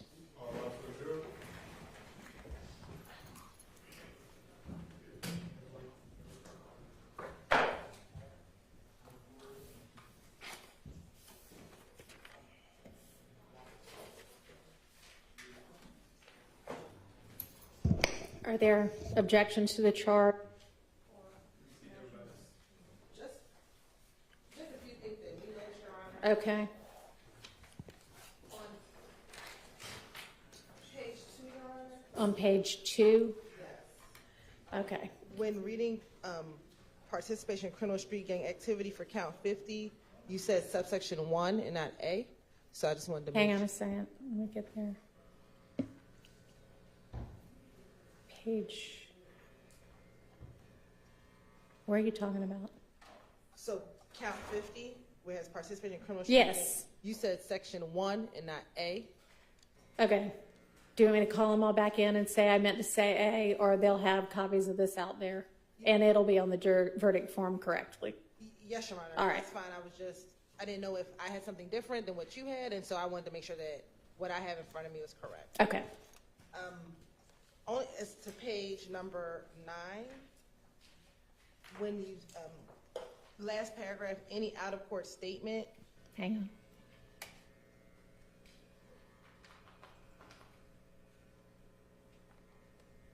Yes. as we were reading it, the thought came that maybe we should add any out-of-court statement made to law enforcement, made to the police, made by one of the defendants on trial in this case after the alleged criminal act. We probably should have. So just, I gave y'all this, I don't know how many different times to look at and ask you. I don't know how many different times for any kind of comments or corrections. So what do you want me to do? can we add it and then when you send it back? Sure. That's all, Your Honor. I'm just going back through. Made by one of the defendants, made to law enforcement by one of the defendants on trial? Yes, Your Honor. Okay, we can do that. And as of right now, those are the only ones that I see. All right, appreciate it. Thank you. Anybody else? I have no objections to your reading of the jury charges, Your Honor. I just need to renew my request and objection to exclusion of jury charge 3.01.10, which is the justification, as I requested justification for my client's possession of a firearm by a convicted felon. I requested that charge, so I'm just renewing my objection to the exclusion of that charge, as well as the separate and distinct charge that overt acts need to be proved. An overt act needs to be agreed upon unanimously by all the jurors. I know, Your Honor, stance that you referenced the need for unanimity, being unanimous. I always struggle with that word. Okay. Within the jury charges, and I understand that, but I'm just going to renew my objection. Okay. Thank you. All right.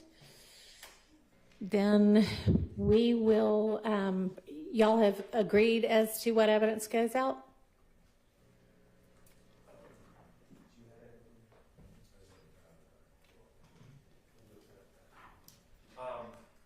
Yes, Your Honor, there is we're including a flash drive with a list of the exhibits, the Stillwell exhibits. Okay. And I thought it would be appropriate, and if it's not appropriate, please object. It's just a list of the exhibit numbers, because the flash drive is little, so we can't list them all. So we're printing on a piece of paper. Okay. And we're just going to attach the flash drive to the piece of paper. Okay. And those don't go out. You're just saying you're listing them. My understanding, well, they can't play them. My understanding is that all the media was going to go in the back room. They can't play it, but then they could ask if they wanted us. Just so they'll have a list of what it is? I'm not even proposing the list of what it is, as in what each exhibit is, but just that these are the exhibits that are on this flash drive. I'm not suggesting. We don't normally send the actual media out with them. Okay, I mean, they can, it's certainly in evidence and they certainly can consider it. They just would need to say, hey, you know, I'd like to watch the FedEx tape again. Okay, my understanding, and I had spoken to some members of the state about this. The understanding I had was that the media was going to go out, but of course they have no way to play it, but then they could request. Okay, are they gonna even, if it all, for instance, goes out in a bin, are they gonna even know what it is? Like, are they all labeled? Yes? I mean, it's fine with me if that's the way y'all want to do it. The only other thing we were going to ask to do, and I believe defense counsel has an objection, we were going to send a legend out with the letters and what they what letter is associated with what act so that they would know. What We've letter organized is- them. I don't know what you mean by that. So every act that we presented, so for example, VV was the Shamel Drinks homicide, so that they can know when they pick up a letter, what that was in reference to. I'm going to object to that, to the state's kind of direction of compartmentalizing the evidence, and quite honestly, some of the evidence that was admitted under certain letters applies to certain other cases. I mean, these aren't distinct. I know that they're charged as distinct overt acts, but Walter Murphy testifies, for Right. instance, and he has things they admitted to Walter Murphy might have a WW, just for instance, but what he testified to involved different acts. I mean, I think that as they were listening to the evidence, they could write down the number of the exhibit. So if they want to flip through their notes and say, you know what, I was really interested in 53 WW, then they can find that, or if it's media, they can ask to re-listen or replay it. I don't think that it's really appropriate to say, here's kind of the state schematic of the evidence. Okay.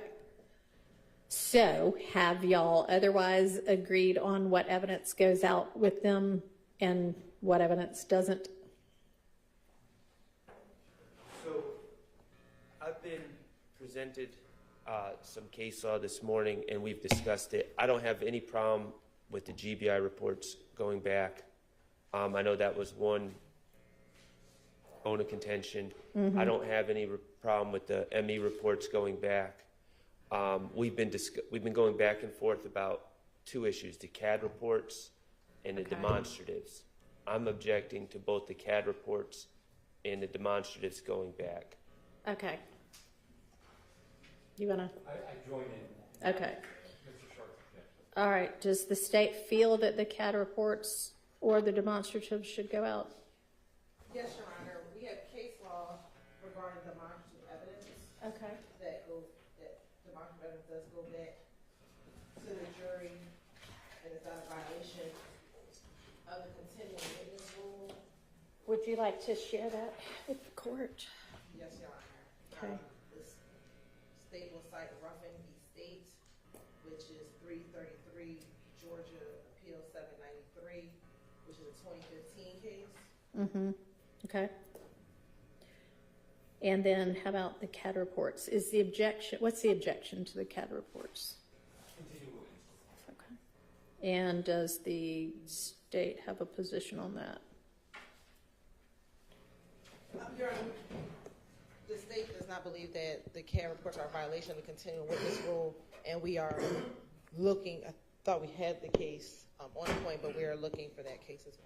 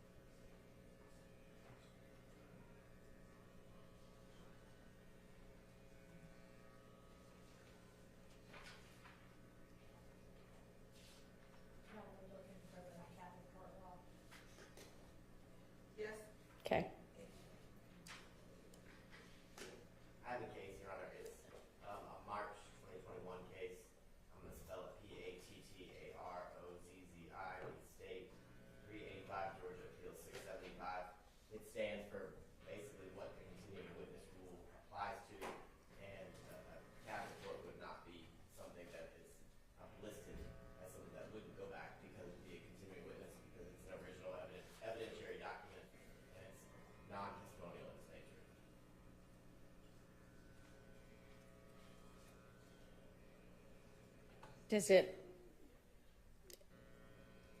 cover CAD reports at all, or is it just kind of, here's what continuing witness means? It's kind of just here's what continuing witness means.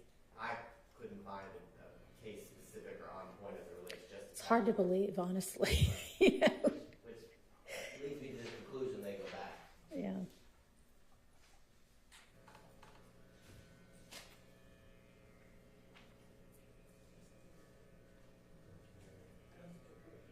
So does the defense have any case law on CAD reports? So I'm looking at a case, Muse, from the Supreme Court from last year, 316 Georgia 639, and it also doesn't cover CAD reports specifically, but it's talking about surveillance videos, and it says, here the surveillance videos were not the reduction to writing of an oral statement, nor a written statement provided in lieu of testimony. And a CAD report, I mean, it contains the reduction to writing of an oral statement, doesn't it? So it may be that it can go out redacted?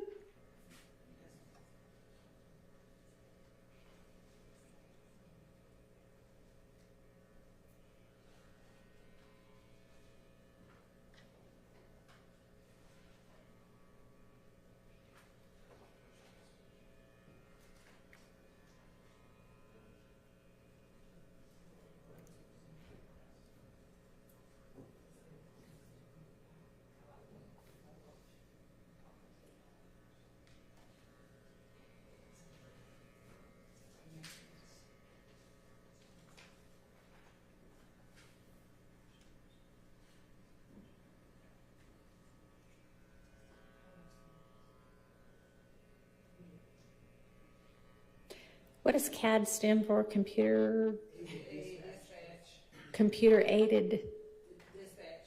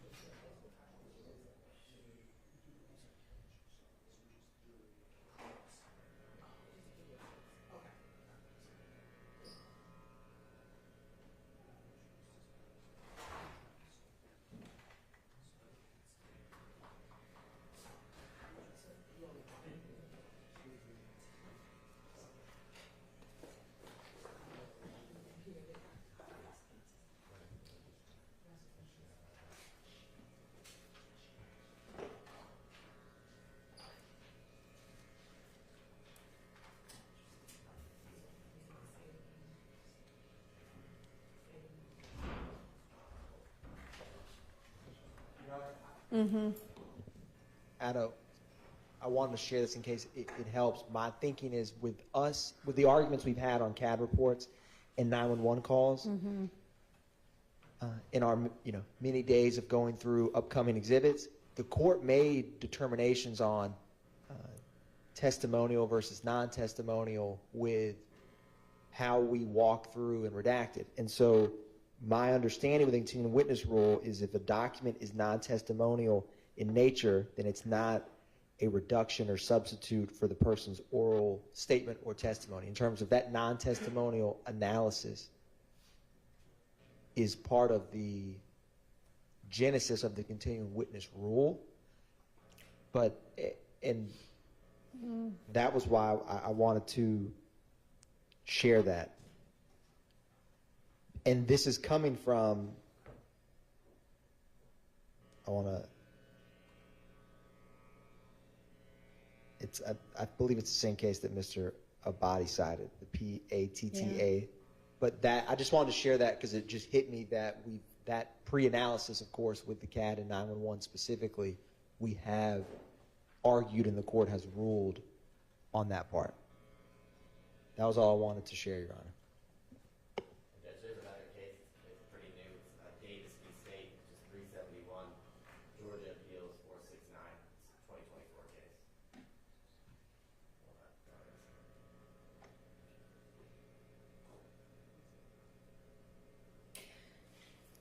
mean, in the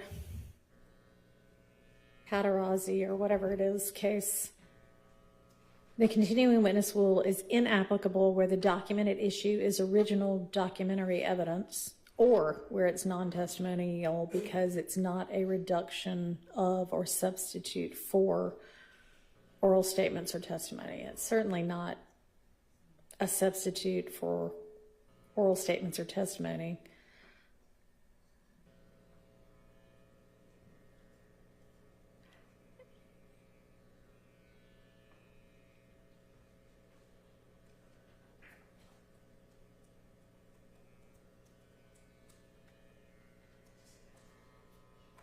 And it is original documentary evidence.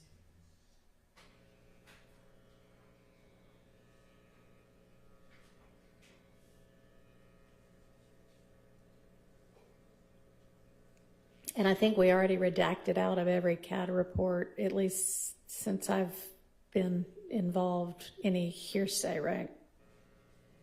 Your Honor, it is true. It is what Mr. Atkins said, to my recollection, is completely accurate. As we did have a series, when we went through these CAD reports, a series of hearsay objections and confrontation clause objections. Right. And some were redacted. Yeah.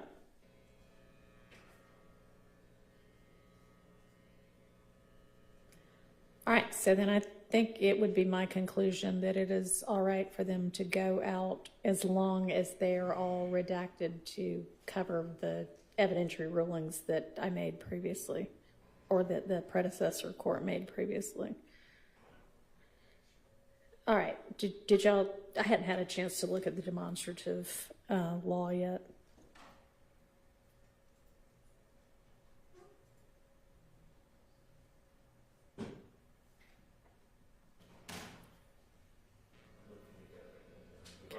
Yes.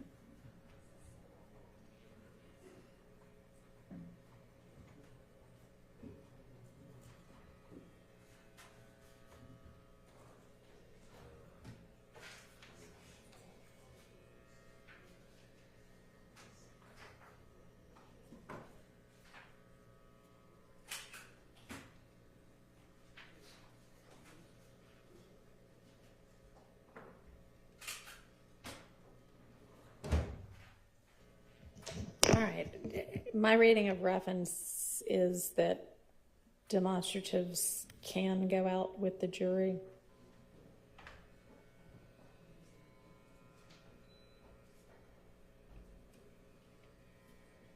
If y'all got something contrary to that. Can we just be clear what demonstratives we're talking about? 'Cause Uh-huh. are they all commercial clear?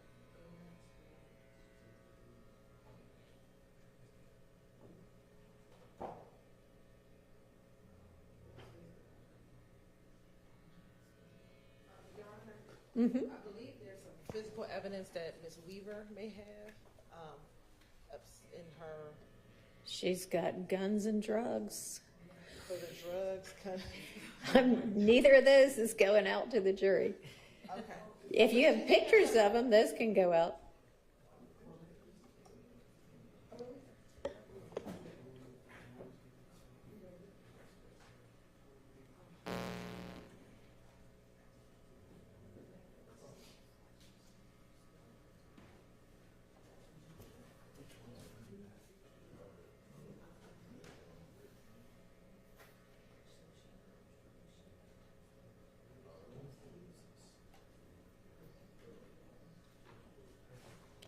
What do you suggest? Is there anything besides guns and drugs that she has? That's what we're gonna look at the evidence Okay. list. Y'all aren't suggesting that either of those go out with the jury, are you? No, we're talking, we have the jewelry upstairs. And, Okay. I mean, some of that may or may not. Not sure we want that to go out with the jury either, considering the allegations in this case by one of the attorneys. Unless we've got an armed guard in there. We're gonna go over the exhibit list, Your Honor, to see what else Ms. Weaver may have. Y'all got pictures of the jewelry and pictures of the guns and the drugs, right? Yes. Okay. And those are those in evidence? Some of the picture of the jewelry. Okay.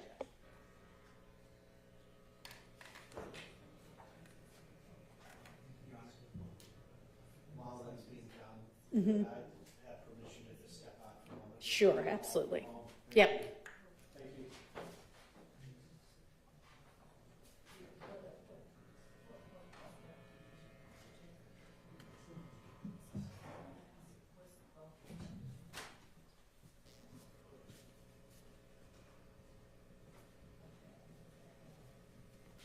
There seems to be pretty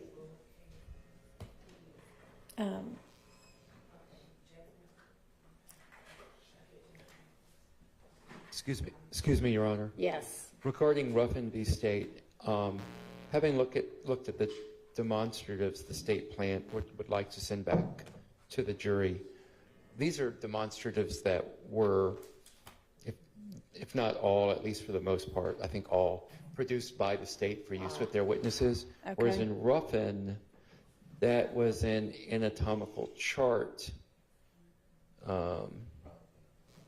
apparently used. Well, actually, I can't tell if that was, it looks like it was used by a medical examiner in the parenthetical.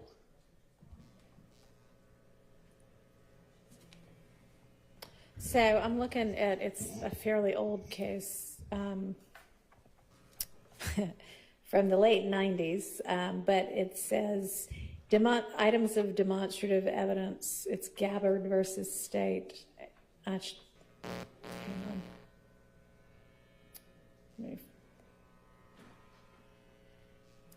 Let me find that part. Oh, Gabbard v. State, Yeah. Your Honor? 233 Georgia App 122. Yes. Let me pull that up.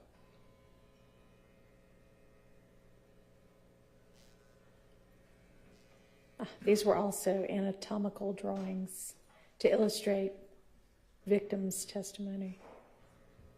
There's a more recent case, Moore v. State, Georgia Supreme Court case 311, Georgia 506. It addresses demonstratives as well as the cell phone presentation and things of that nature going back. So,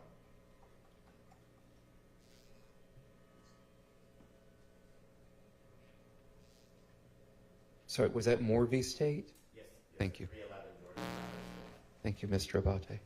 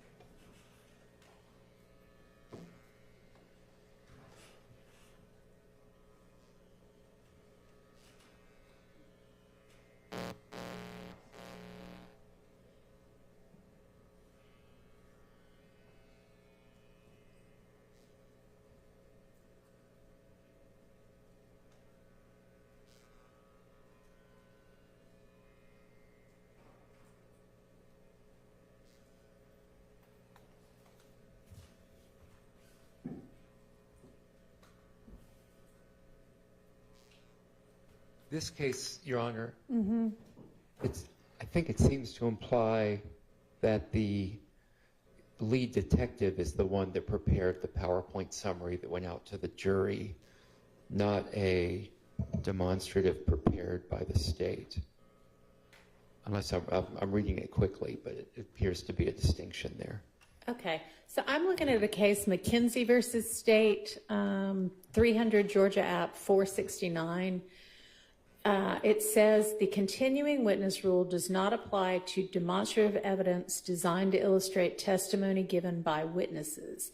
Here, the documents complained of were designed by an investigator of, it was the DeKalb County DA's office, based on other admitted exhibits, including cell phone records, dates and times that checks were cashed. The documents were admitted at trial and served only to summarize the other admissible evidence. There was no violation of the continuing witness rule.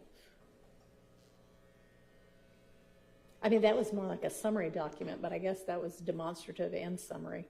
And it was prepared not by the witness, but by one of the parties, and it was not subject continuing witness.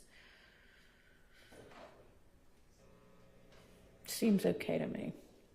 I'm going to have more of a challenge distinguishing that one, Your Honor. All right.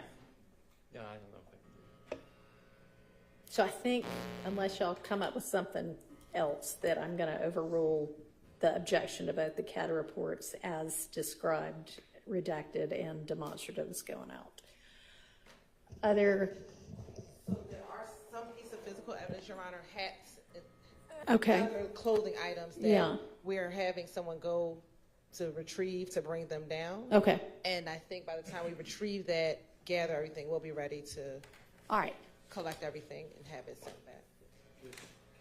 One other matter. There are two demonstratives that were admitted by Mr. Steele. Okay. These were admitted at some point during the trial. So I'm In January. yeah. I don't- Those are just blow-ups of Yeah. the language of certain Yes, Your Honor. overt acts. It was admitted when Trontavia Stevens was on the stand.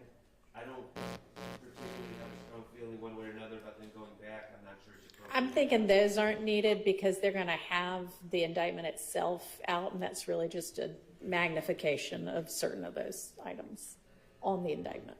So we won't send those out. And if y'all want to look through whatever other demonstratives there are, that might be a good idea.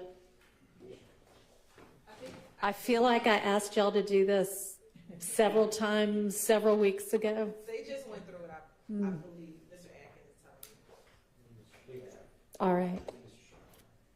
Okay. Well, good. Thank you. So, I keep. Can you do that?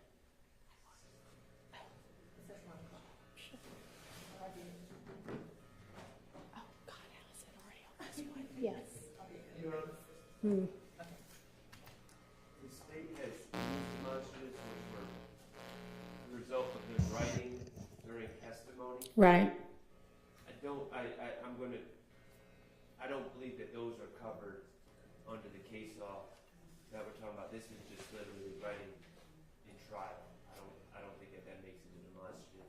Essentially, they were writing to encourage the jurors to write is kind of the way I saw it. Send a message, write this down because it's important. But I don't believe it's appropriate for these to go back. Thoughts? I mean, it didn't seem like that was being used to help the witness illustrate their testimony. It was more to help the jury kind of. We agree. Okay, so those will not go out. So I'm going to put these right here with the, not those. Okay.